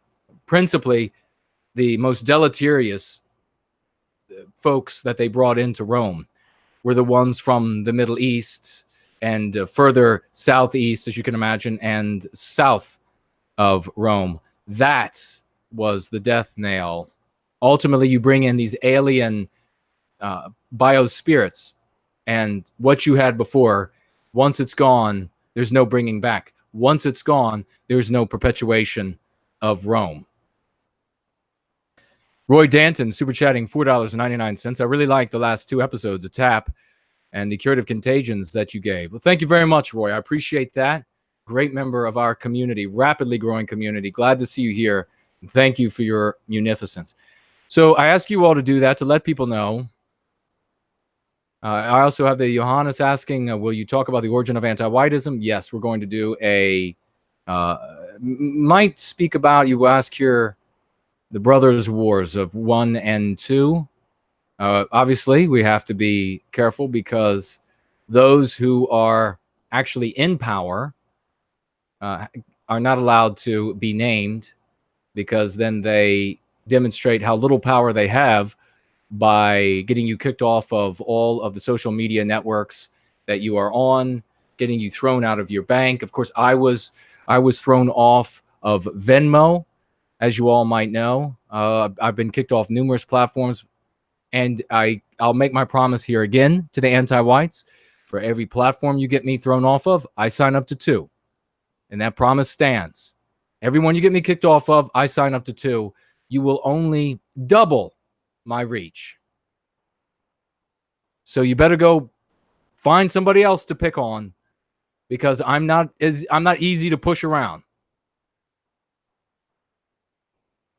Find somebody you can make progress with, and then you all can giggle around the bong as you burn your brain cells away.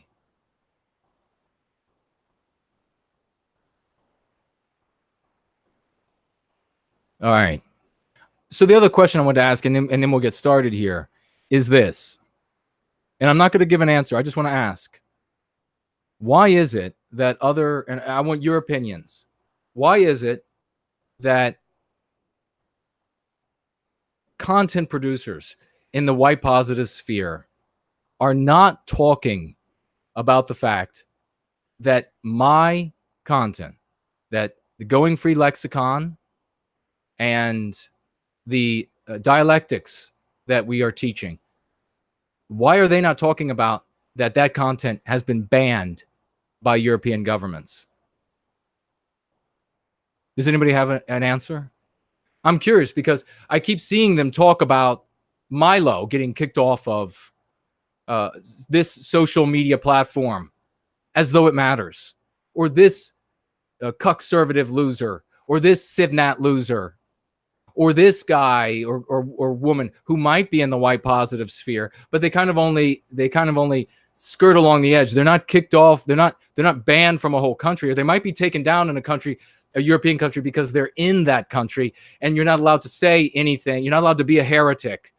You're not allowed to commit heresy against anti-whiteism. And so the smallest thing, the government just says, take their channel down to YouTube. Why is it that they're talking about all of those people's content and the things and those people getting taken off these social media platforms, but none of them are talking about Going Free dialectics and lexicon being banned in Europe? Anybody have any ideas? I'm just curious.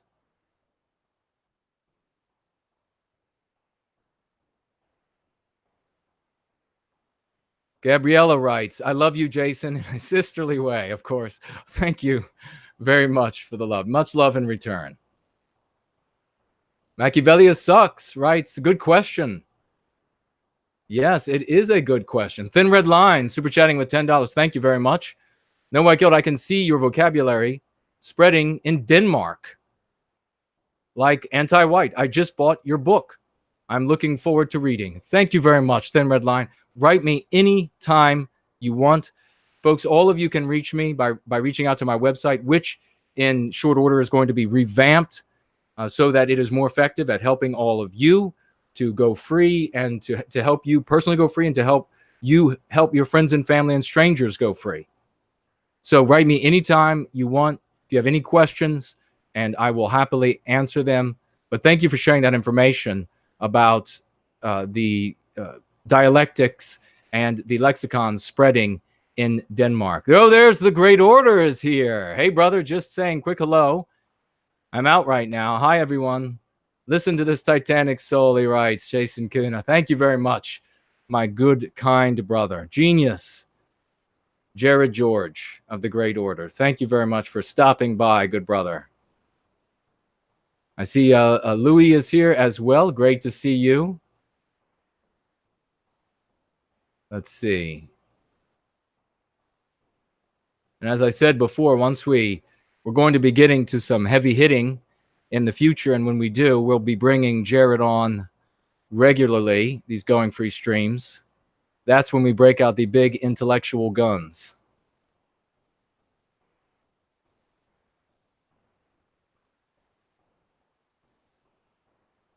All right, let's see. Yeah, so if any of you can come up with answers, I'm all ears. I'd like to know why we have anti-white governments have told all of us in the white positive sphere that this lexicon, that this going free, that these dialectics are dangerous for them. And so they're not going to let anybody hear them. These governments have said that. Why isn't it being talked? It would seem like if a cure is discovered, that it would be discussed. But instead, people talk about Milo and they talk about all of this nonsense. These totally irrelevant shit. I mean, God's sake. Somebody with a subscriber base of 5,000 said something naughty in this European country, and so therefore YouTube pulls his channel or her channel down, and that is big. That's everybody's going to talk about that. That's important. But why are we not turning people's attention to what is actually going to help people? You can go ahead and delete me from this goddamn equation. Just delete me from it. There is a lexicon here. There are dialectics here that are saving people. I've told you all before, if it's important to you to have family members or friends think that you came up with all this stuff, then tell them you came up with it. Just spread it.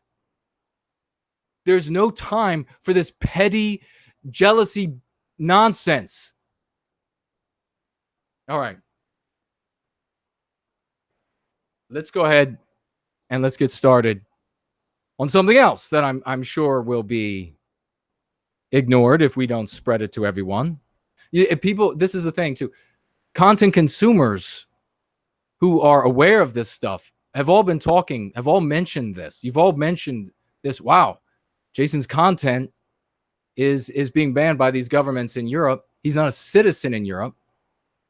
So it's not like he's said something naughty and therefore it's verboten. Okay.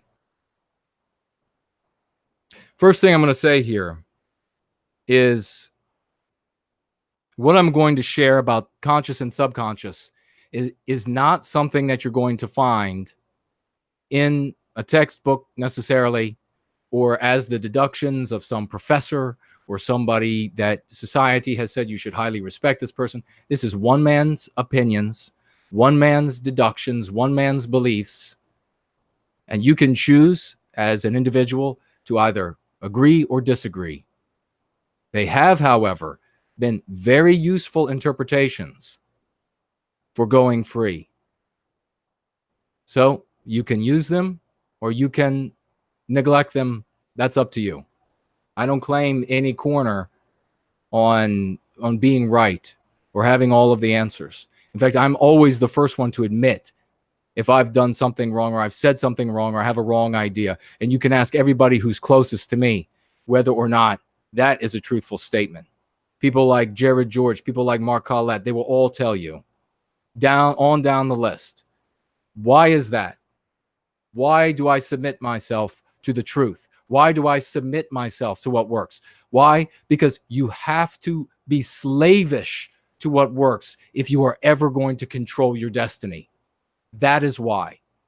You want to control your destiny? You want to recapture that which is ours, rightfully ours? then you have to submit yourself to what works. You can't have pride. You can't put prideful. This is the negative side of pride. You can't be prideful in the idea that it has to be your little spark or your little this or your little that. I happily adopt everything that works. I happily say when I'm wrong every time that I'm wrong. All right, let's make sure I didn't miss anything. Red Pill writes, "You are more European than most Europeans I know. No white guilt." Thank you very much for that. I appreciate that's very kind of you. Odin Allfather, I see you as the 401 level class. Some of the rest are intermediary and 101 level, focusing on waking people up. Well, good. Yes, thank you. And every level is needed. Absolutely. Is HB here? There he is. Great to see you, my good brother. Another hero. Remember, ladies and gentlemen, when you look out into the world, and you want to look for heroes, don't look for what you see in the movies. Don't look, certainly not what you see in the movies, because what you're going to see in the movies is the group of heroes are what? We're going to be talking about that in just a minute with the entertainment, with the subconscious mind. When you see the heroes, you're going to see this motley crew, this multiracial motley crew, and the only way that the white people are involved is when their activity is informed and legitimized by the non-whites that are present, and they are almost always acting anti-white in some way that's blatant. It is always the case at some level it's anti-white. I have many people speak to me, and I'm thinking about doing this. First of all, I want to do call-in shows. If you know how I can do call-in shows with that, pardon me, the delay right here on YouTube, if you know how I can do that, reach out to me so we can make that happen. But I was also thinking of maybe putting up a television back here, and maybe we can watch parts of a movie or parts of a television.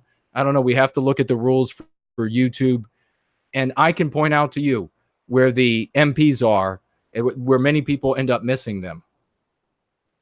I will happily do that. We just had Roy super chatting by way of the familiar alternative.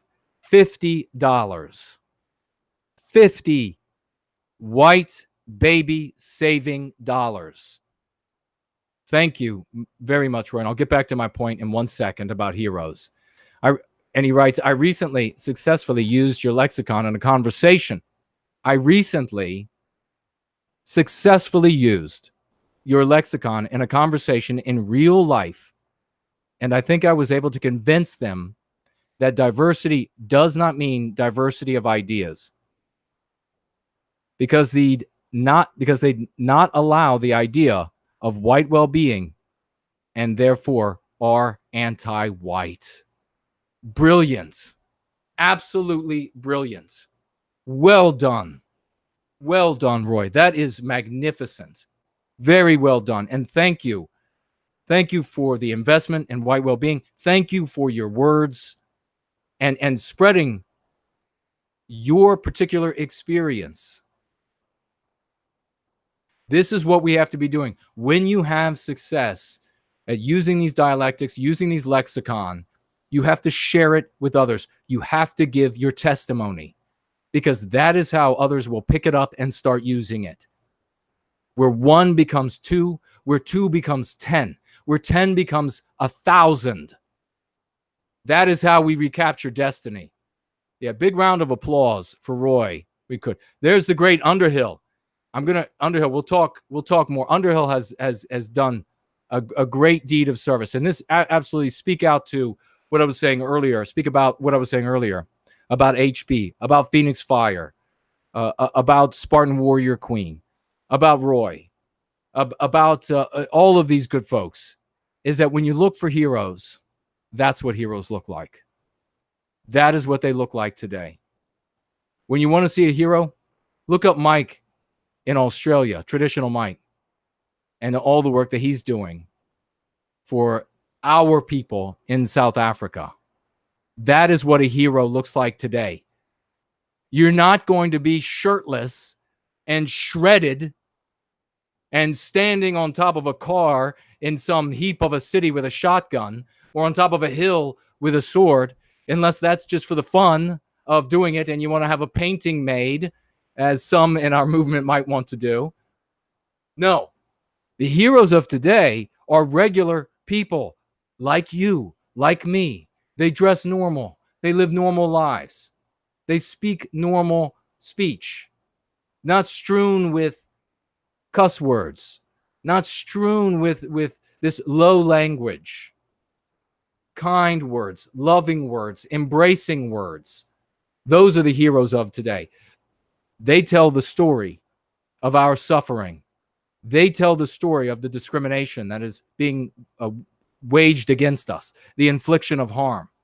They speak when voices of our people have been silenced by murders. That is the deed of a hero.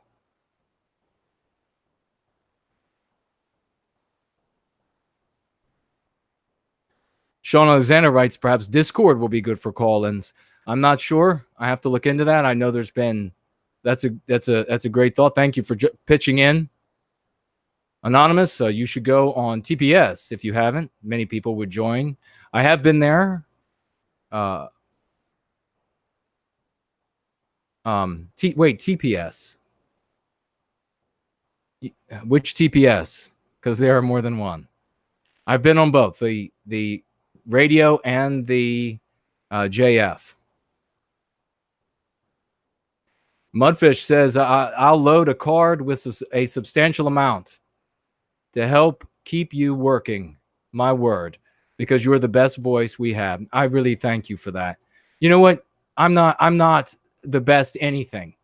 I'm just the guy who tries with all his heart. One of these days, I'm going to tell the story, and it's going to have to be on a video. I won't be able to do it on a live stream because it makes me too emotional, and then I can't talk.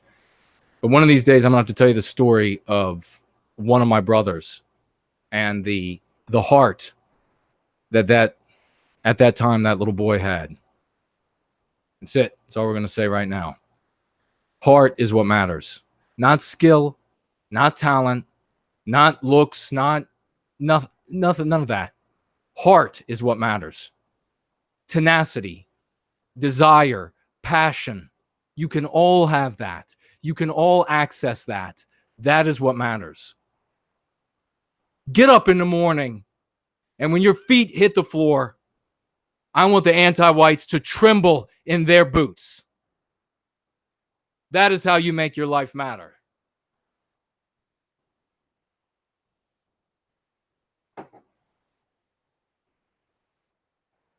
Smick77, super chatting $14.33. Thank you very much for that kind investment. I'm Polish in America. My wife is Chinese, but I'll never give up fighting for whites. And he also writes, Hail Cantwell. Thank you very much for that kind investment in the cause for white well-being. And thank you for being here and not allowing the anti-whites to convince you that you cannot participate because you married a non-white woman in the past and have hence come to white well-being. Do not let them scare you away. Bill Horace, super chatting $5 again. Thank you, my good friend. Jason, do you plan to ever have your books translated into other European languages? All of them. All of them. I need some time. If I have the time, it will happen. But if there's more money, there's more opportunity, and I can make it happen even sooner. But you give me the time, and if there's life and heart beating in this body, it will happen. It will all happen with enough time. I didn't go to Ameren. Brandon asks, I did not go to Ameren. I don't know who the best speaker was. If somebody went to Ameren, perhaps they can give us their opinion. Yes, yeah. Underhill, thanks. A big salute to Underhill. Big salute to Spartan Warrior Queen and HB, both thanking me. Big salute. All right. Let's see. Let's get rolling. Okay, so one man's opinion. So the first thing we're going to ask is, or the first thing I'm going to say is that this is, from the remainder of this, I'll answer some questions as well, but I do want to say that the remainder of this is about the subconscious mind and MP infection by way of entertainment, which is the single most powerful form of meme pathogen infection. If you're not sure what that is, ask it in the chat, and if I don't see it, perhaps somebody else in the chat can inform you.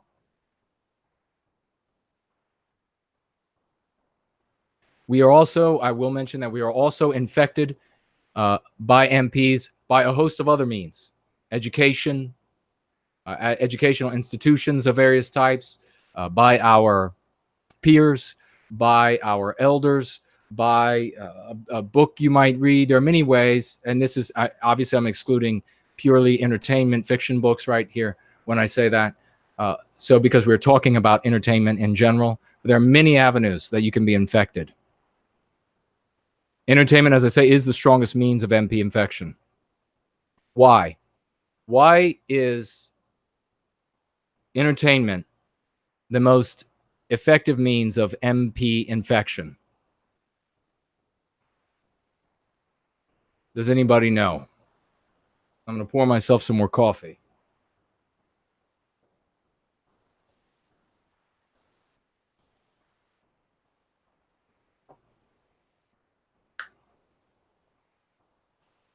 HB just mentioned to follow him on Twitter. Do.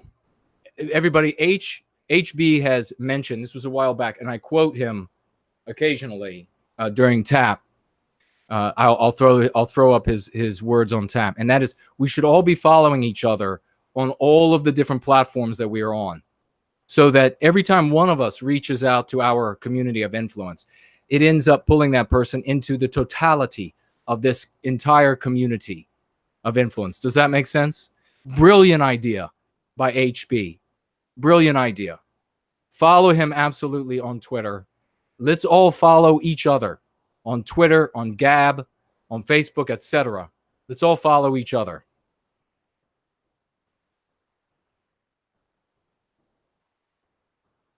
All right, Elizabeth writes in answer to my question, because humans are natural followers and we want to fit in the crowd. Absolutely correct. Brilliant.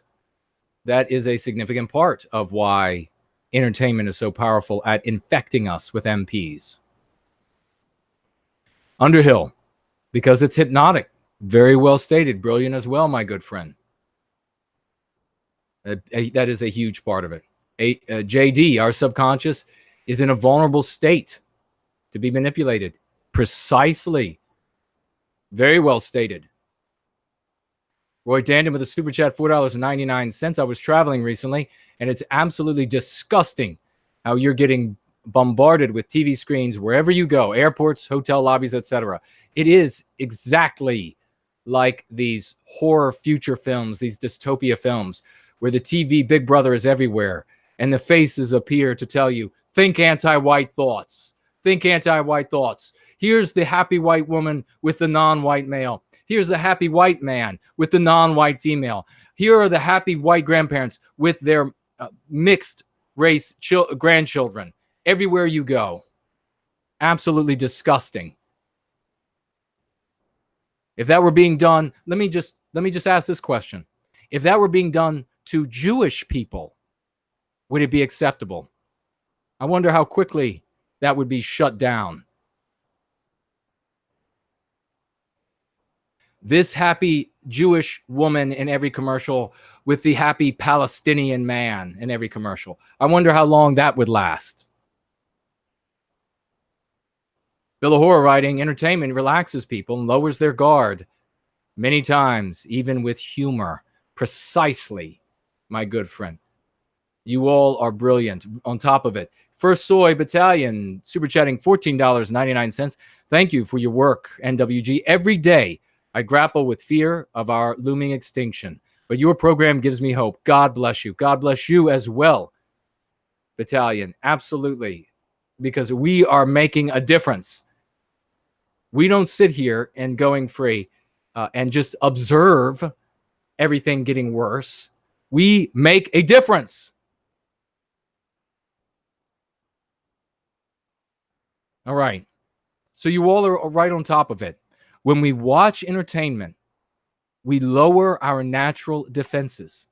We absolutely throttle our conscious mind, which is the mind that examines for truth and falsity, whether or not something is for white well-being or serves white well-being or serves white ill-being. Does that make sense? If you all haven't seen what the brilliant people I read wrote, and probably some other brilliant statements I missed, let me see. Sean writes, movies get you into the theta state, similar to children experience. We become sponges. Precisely. You lower your defenses. You open up your mind to the richest soil that you have in your mind, and that is the subconscious mind. We suspend disbelief. We suspend critical judgment. As I say, by doing so, we expose the subconscious mind. Now, briefly, what is the conscious and the subconscious mind? Because there's a lot of confusion there when we talk about this. There's a lot of misconceptions about what is the conscious mind, what is the subconscious mind, what is being meant when we talk about those things. The conscious mind is the highest level of who you are. Now, again, remember, this is one man's opinions. It serves well the process of going free.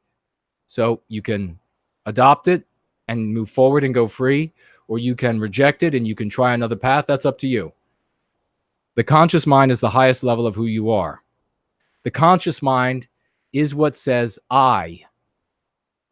Everything else is yours. Does that make sense? The conscious mind is the part of the mind, is you, that is self-reflective. Everything else you can say is yours. And everything else you can name that's in your body. You can say my brain. You can say my mind. You can say my eyes, my arms. You cannot name the you. You cannot name the consciousness because it's the thing that's doing those thoughts. Does that make sense? This has ramifications beyond just handling meme pathogens. It is for later levels of going free. In the first edition and in the second edition of Going Free, we're talking about levels 1 through 3. Those are not the only levels to going free, folks.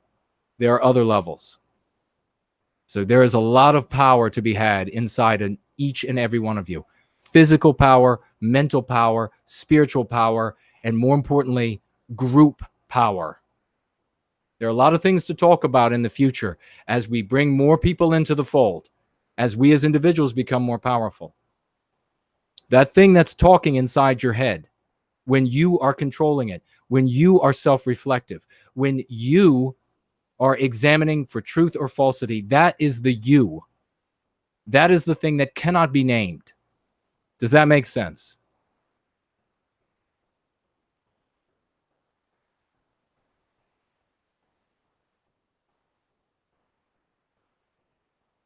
Taking a quick look at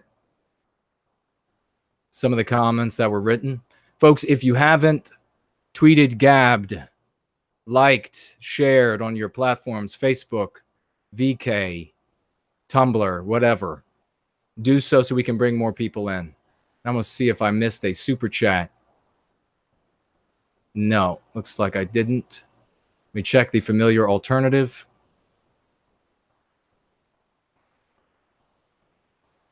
All right. Again, thank you all for participating. Thank you all for being here for white well-being. Thank you all for investing in the cause of white well-being. Every little bit of effort counts, because together, all of our effort, all of our putting our shoulder into it, each one of us puts our shoulder into it, and that's the tsunami. Does that make sense? You might be like the guy who, and I'm really delighted that some folks have written to me inspired by him. There is a guy who's going free, who's in a wheelchair, and he goes to libraries. He goes to the few bookstores that remain, and he takes leaflets that he made, They just, a couple of them say the no white guilt, and they have the website and go free of the website. He folds them up. He puts them in books. He can't walk. What is your excuse?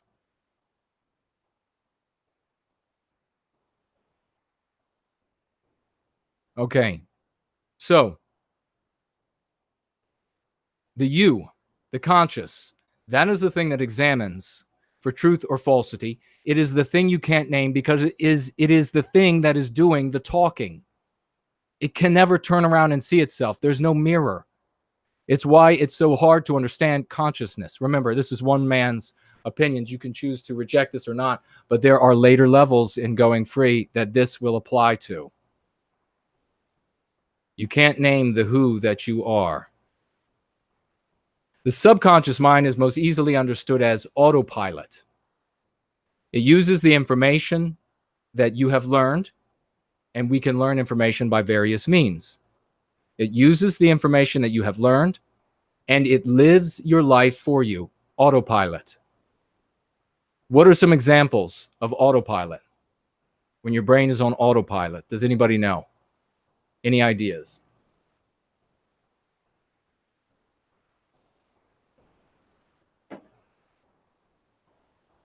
Everybody who's, I see Steampunk writes, shares my content. God bless you. God bless you for the sake of our children, for the sake of our weakest members, for the sake of our sickly who aren't able to get out of their homes, who aren't, for the sake of our impecunious who cannot move from the area that used to be a good area, but now has become non-white, and the area now resembles the biospirit of those non-whites, and many of whom are anti-white, has become very dangerous for them. And they can't leave. They don't know what's wrong. They don't know what's wrong with the world. So thank you for them. Thank you for our weakest members. Thank you for our senior citizens who are in these old folks' homes and being abused by anti-white non-whites who are put in charge of them. Thank you for spreading this message of going free, so that we'd never have to have another little old lady, little old white lady who minded the little store until it was put out of business by the giant Walmart, who now she's being raped in her home, in her old folks' home. Not another little old lady suffering that indignity and that horror. Thank you for them. So examples of autopilot. Driving on autopilot, absolutely Ursa Major. There's an important point there. When you learn how to drive, it took a lot of conscious intent. You had to pay attention. And that took what? Effort.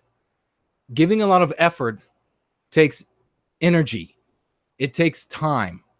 It takes it out of you. So what we end up doing is we end up turning as much of our lives over to the subconscious mind as we can. So as soon as we learn how to drive, we turn that immediately over to the subconscious mind. Do we not? We all drive thinking about other things. None of us think about shifting the gears, yet we do, if you have a manual. None of us think about turning. None of us think about where we're going. None of us think about operating the brake and the accelerator. We just do it. Think about the power of the subconscious mind. You're not giving a single thought to the act. A single thought. Try tomorrow when you go out to consciously drive. Watch how much effort that takes. You can operate an airplane. You can operate an aircraft carrier. You can operate a car. You can operate anything you want on the subconscious mind. You operate your lives on the subconscious mind, ladies and gentlemen. You can learn by way of conscious intent. You can examine the things that are put before you.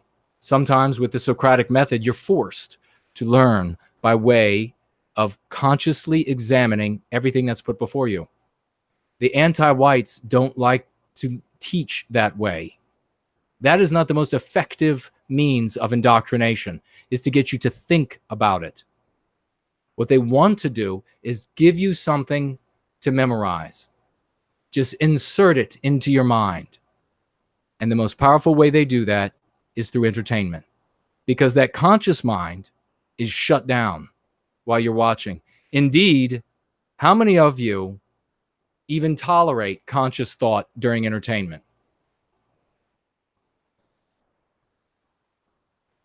How many of you like to watch entertainment and have somebody in the room telling you that explosions can't happen in space?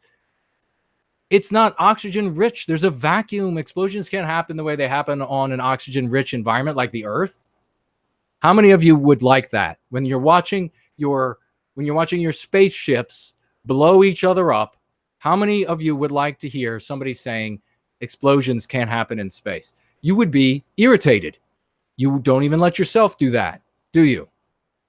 You shut off your conscious mind. You hate it working during entertainment. How many of you would like to have somebody in the room with you say, while you're watching entertainment, an animal that big can't live in that environment. There isn't enough to eat. It couldn't possibly survive there. This doesn't make any sense. You would hate it. You absolutely go out of your way to reject conscious examination of what you are watching as entertainment. Now, you can say to me, I could step in the room and say, this spaceship movie you're watching, is that fiction or nonfiction? And you can consciously say, well, it's fiction. Subconsciously, you can't say that. How do we know? How do we know that subconsciously you can't say that? Well, we were talking about a couple of the ways. But what does your pulse do when you watch the chase scene in a movie or TV show or read about it in a book? What does your pulse do? Doesn't your pulse race when you watch the chase scene? Why would your pulse race? There's no chase going on. This is all just fake. What about when you're watching a horror movie? Do you get scared? Why would you be scared? It's not real. It's all fake. Why are you feeling anxiety in your belly? Why are you feeling the need to hide your face? You're feeling the anxiety. You're feeling the fear. You're feeling the need to hide your face because a big part of your brain doesn't know that it's just fiction. It sees the real and the unreal the same way. For your subconscious mind, there's no difference. And now think about this, ladies and gentlemen. Have you ever been afraid of the woods or a particular patch of woods because of something you saw in a movie? Have you ever been afraid of the old lady at the end of the street because of something you saw in a movie? Have you ever been afraid of the house on the other block because it looks a lot like that house in that horror movie? You felt these fears. You applied them to the real world, even though in the woods in the movie that you watched was a giant purple and yellow monster that couldn't possibly exist. Even though in that house in the movies was the devil himself. And you know the devil himself couldn't possibly be in the house on the other block. And yet you feared the woods. You feared the old lady. You feared the house. How many of you in the middle of watching a horror movie had to actively tell yourself, this is just a movie.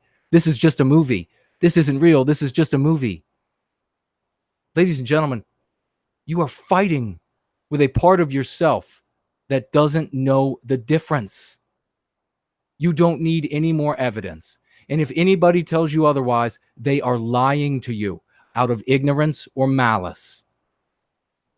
This is something the anti-whites know, and it is an open secret. You cannot tell the difference subconsciously between real and fiction. And then what did we just say? We just said that we turn our lives over to the subconscious mind as much as we can, because the subconscious mind takes no effort. The conscious mind takes effort. Not only that, but even though we can override the subconscious mind with the conscious mind, the subconscious mind doesn't stop working. The woods still seem scary, even if you force yourself to go in. You can say diversity is not our strength, because here's what the evidence says, and consciously I'm looking at it, but subconsciously you're saying it is our strength because you have learned it thousands of times in countless scenarios, in books, on television, in movies. You have learned diversity as the strength because the band of good guys is always a diverse crowd, and the band of bad guys is always monoracial. Or if there are any non-whites, they are always pressed into service, or they have some sympathetic backstories pressed into service by the evil white race. You have learned subconsciously 1,000 times over that diversity is our strength. And don't you dare tell me that you know that it's not, and that you are not having that struggle in your mind every time you identify the reality that it's not, because you are. I am. We all are. Because of what we have been forced, brainwashed with in the form of entertainment, day after day, week after week, month after month, year after year, from our most formative years of our lives. Learning that diversity was a strength, learning that this was a nation of immigrants. You have learned it over and over again, and that subconscious mind keeps chugging it out. There is a way to cure it, though. There is a way to treat these mean pathogens, and you can learn about it in Go Free. If you don't have a copy, the second edition will be coming out soon. But you're not going to go free of these infections that are as tangible as your fear of the woods, as your fear. How many of you out there have watched a horror movie and then been afraid to walk around your own house, even knowing that the horror movie was made on a set, for Christ's sake? How many of you watched a horror movie and walked around for days wondering if every little sound in the house was a ghost come to get you, like in the movie? If that can be real in your head, if the forest, the fear of the forest, or the fear of the waterfall, or how many people feared wells after the horror movie with the ugly girl that crawls out of the well, if that can be real, then you damn well better believe the idea that all the races are the same, that has been taught you in movie after movie and told you by the authorities in government and the authorities at university. You damn well better believe that you're believing that those things are real too, even when you can consciously say that they're not.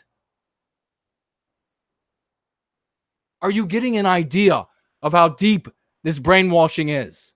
Everybody can say brainwash. Everybody can say mind control. You have no idea. And this is what we are allowing our babies to see and be infected by. I tell you what, I would put my foot through the television if I saw one on in front of white children that I was responsible for.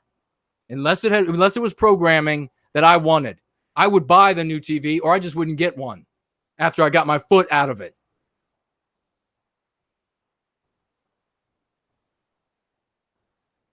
Let me see if I missed anything. Phoenix Fire, super chatting with $10. Please give us your best argument for mestizos are white. Yeah, yes, indeed. We will cover that absolutely. We talked about that the other day when I was heading into a IRL meeting. Thank you for bringing that back up. Underhill saying, I have experienced this. What else do we have? Thank you very much. That's Phoenix Fire, folks, doing double duty, building the store for No White Guilt Collectibles, which is getting garments and other things out there that people can see, bringing people to white well-being, modding this live stream all on her time. Oh, I wish I had the Soros equivalent or the other anti-white billionaire equivalent of a white person feeding money down so that we could make sure that these people could do this for a living. And super chatting $10. Let's get a round of applause for the hero Phoenix Fire for the good work that she's doing for our people. Let's see, what did I miss? Did I miss any super chats on YouTube? If I did, somebody shout out and tell me, tag me and let me know. I've been talking for a little while.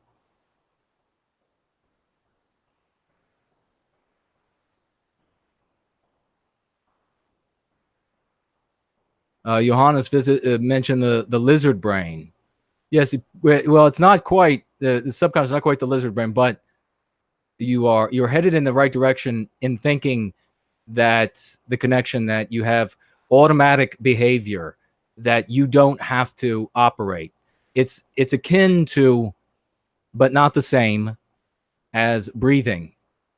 You breathe without thought, but you can take over your breathing and consciously breathe. So that's how it's similar.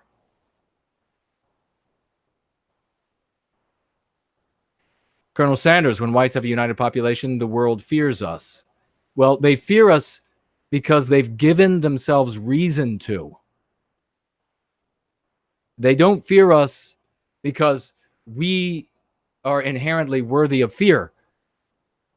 For example, we went to South Africa, we went to many African nations, and we multiplied their populations by scores, if not hundreds fold. We decreased their infant mortality by thousands of percent. We made them fat where they were thin, emaciated. We made them educated where they were uneducated. We gave them roads. We gave them society. So we are not naturally, there's nothing to fear about us just inherently. No, they have given themselves reason to fear us. The same way that a thug has given himself reason to fear the rage of all the people he's bullied. That is why the anti-whites fear us. That is why they fear us even now. Because they look out at that sea of people that they have bullied and harmed. And they rue the day that that sea of people stand together and form a united body, much bigger than that thug, and put an end to the abuse.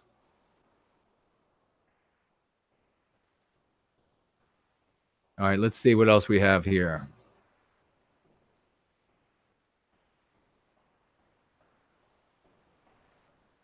Okay, so we talked about the fact that we turn the majority of our lives over to the subconscious. So the subconscious cannot tell fact from fiction.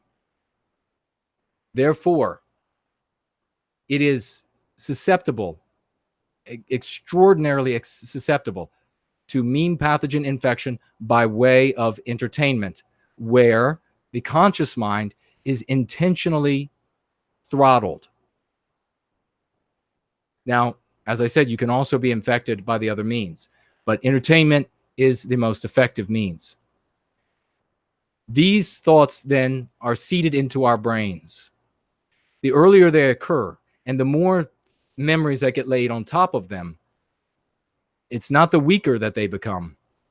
the more powerful they become over our identity. The more memory that's laid over top of a thing, the more powerful it becomes in forming who you are. Because it's the path in your brain that is lit over and over again as you live. Then we end up ceding the majority of our lives to the subconscious mind. Why do we do that? Because it takes conscious effort to consciously live our lives. Try for a day to count every step you take when going up or down steps. Try to remember that. Think about a habit that you have formed. A habit is nothing more than a subconsciously driven thought or behavior. So think about how much conscious effort you had to invest in order to break the subconsciously driven habit, thought, or behavior. Did you used to pop your knuckles? Think about how much effort it took to stop yourself from popping your knuckles. Did you used to think that everyone from a certain state drove poorly or was a bad driver? And then when you got older, you said, that obviously is not reasonable. Obviously, there are going to be good drivers from this entire state. And you had to invest conscious effort to break that habit. It takes an immense amount of effort to override something that the subconscious is pushing. That is why it's so difficult to defeat the mean pathogens. But it can be done. I am living proof. Others are living proof of this. But it can be done.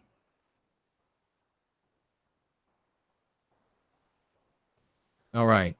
Let's jump on to the final points here.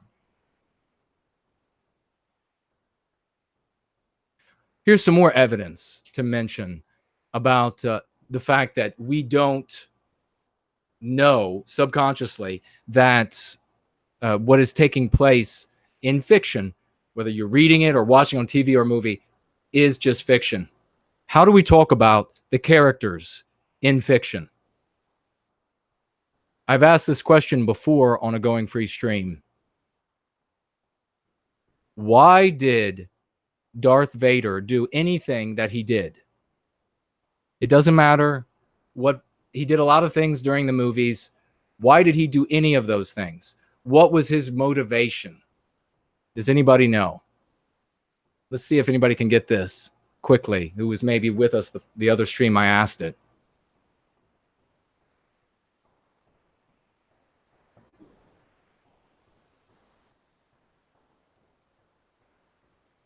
Hrolf, I guess is how you pronounce that. Absolutely. First one, and I think because it's a script, following a script.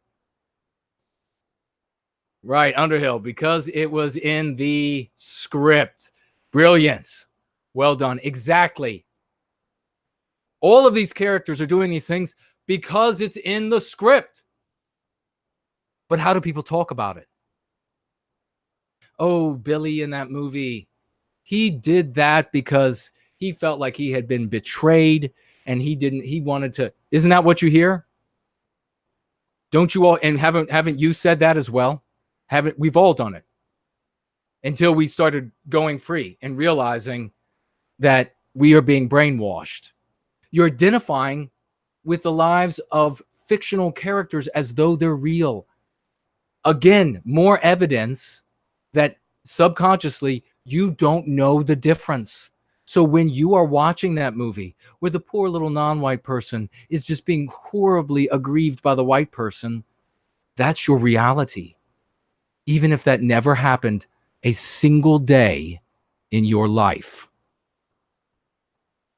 Every scenario, one after the other, anti-white, of non-whites being harmed by evil whites, of white people who care about white well-being being evil and unscrupulous. And then they're shown in these stories in the silence, in their quiet spaces by themselves, plotting and evil and carving tables with knives. And then they show the non-white victims at their homes with their hearts broken because nobody can understand them. and everybody just misrepresents them, misunderstands their true intentions to be good and gentle people. You've seen that in thousands of scenarios if you are an adult, many thousands. Folks, that wasn't entertainment for you. That wasn't fiction for you. That was the real world to a huge segment of your brain. That is the real world to the majority of our people. That is why they come out like sadistic maniacs, screaming crazy things like the white man runs the world, and you have all of this stuff called white privilege, and you just have all of this benefit when none of it exists in the actual world. In the actual world, you and I are discriminated against. In the actual world, there are laws on the book that force employers to discriminate against us, to hire non-whites, to bring non-whites into the company, to bring non-whites to university, that forcibly discriminate against us, prevent us from being hired, prevent us from being promoted, prevent us from getting into university, enable professors to give you lower grades than you should have gotten. That's the real world. But that's not what these people know as the real world. For them, the real world are all of that illusion. It is very real for them. It is as real as when you and them and me, when we walked around the house and our senses were primed to every sound in the house after watching the horror movie, even though there's no reason for our senses to be primed. It's as real as when you had to say, this is just a movie. This is just a movie. The gore isn't real. That person's guts aren't really spilling out of them. It's just a movie. Don't get sick. Don't feel queasy. It's just a movie. The anti-white narrative is real for them. That is how powerful the meme pathogens are. You're not just talking to someone who is just deluded. You're talking to someone that is living in a real fantasy world, a script that I have repeated again and again that ends in our disillusion, that ends in white erasure. We can't modify this script. We can only get off of these pages and write our own stories. And that's what we're doing now. That's why I say to all of you, it is far more important to be careful about what you consume as entertainment than it is to concern yourself with what you put in your mouth as food or drink, or what you take in the shoulder as a shot to prevent some disease. All of that is secondary. You can eat glass, and you're not going to be harmed as bad as you would be. Now, of course, that is legitimate hyperbole. But you're not going to be hurt as bad as you would be, harmed as bad as you would be, as consuming a fantasy world in which you are the monsters.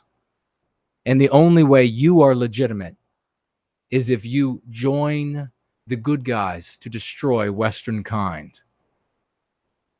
That is why what you consume as entertainment is so much more important than what you eat or drink.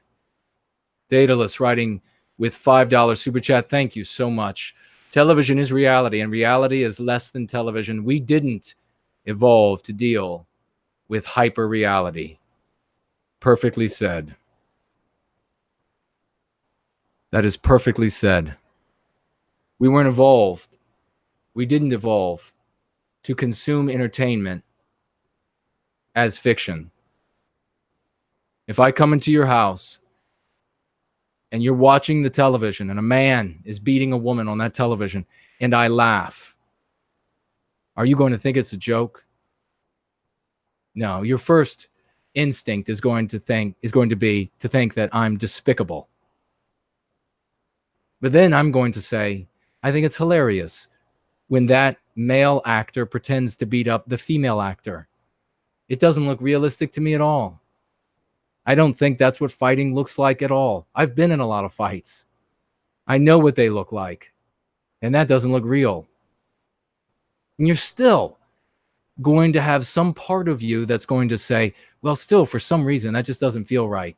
It doesn't feel right because there's a part of you that thinks the beating is real and thinks that I am laughing at a real beating. Turn off your TVs, ladies and gentlemen. Turn off the movies.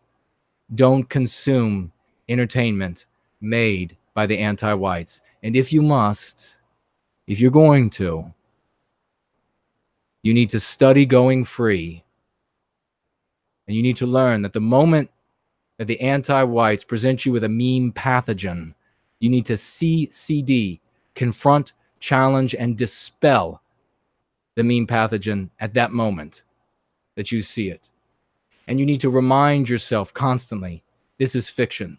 You need to be disgusted when you see a meme pathogen. You need to pull yourself out of the fiction world as much as that is uncomfortable. You need to extirpate yourself, pull yourself up by the roots, force yourself to say, even though I'm watching this tale, even though I'm really into, what is this movie that or this TV show that just came to an ending that so many people were into, and they took so much interest in over all these years, even though they couldn't care a damn, many of them, about our people. This one about Thrones or Games of Thrones or something it's called. And you see, you dissolve into that fantasy world, and then you see something anti-white. You need to be able to yank yourself up out of it and say to yourself, this is fiction. And that anti-white meme pathogen disgusts me, that they would sew that into this story, that they would sew that into this narrative. That needs to be your takeaway. Not why King thus and such did X, Y, or Z. Because King thus and such did X, Y, or Z because the script told him to do it. Don't try to discern the motives of characters anymore. Don't let your children decide that this little girl felt like she was sad because of this or that in this story, and that's why her feelings were hurt. You tell them the truth. You tell them that it was just a script. That's why all of it is done. And that the thing to focus on is that meme pathogen that said that your people are evil, or that meme pathogen that says that by X, Y, or Z, your people and your fight for white well-being is undermined. You focus all of your energy on that, or you don't have a snowball's chance in hell. But I know that you are the good ones. I know that we are going to rely on each other as we move forward. I know that this movement will grow stronger and stronger despite all of the efforts to knock us down, despite CNN, as Red Pill pointed out to me the other day, including the image that they included. Despite all of that, I know that we are going to pull together and we are going to support each other and we will triumph. The destiny is ours, and it's going to be there because we are going to take this first fundamental step. No more will you consume fiction as though it's real. From now on, for you, fiction is fiction. Nothing but anti-white pathogens. Nothing but MPs meant to hold you down, to hold us down, and to cripple us. And then, my friends, destiny is yours. Let's go free.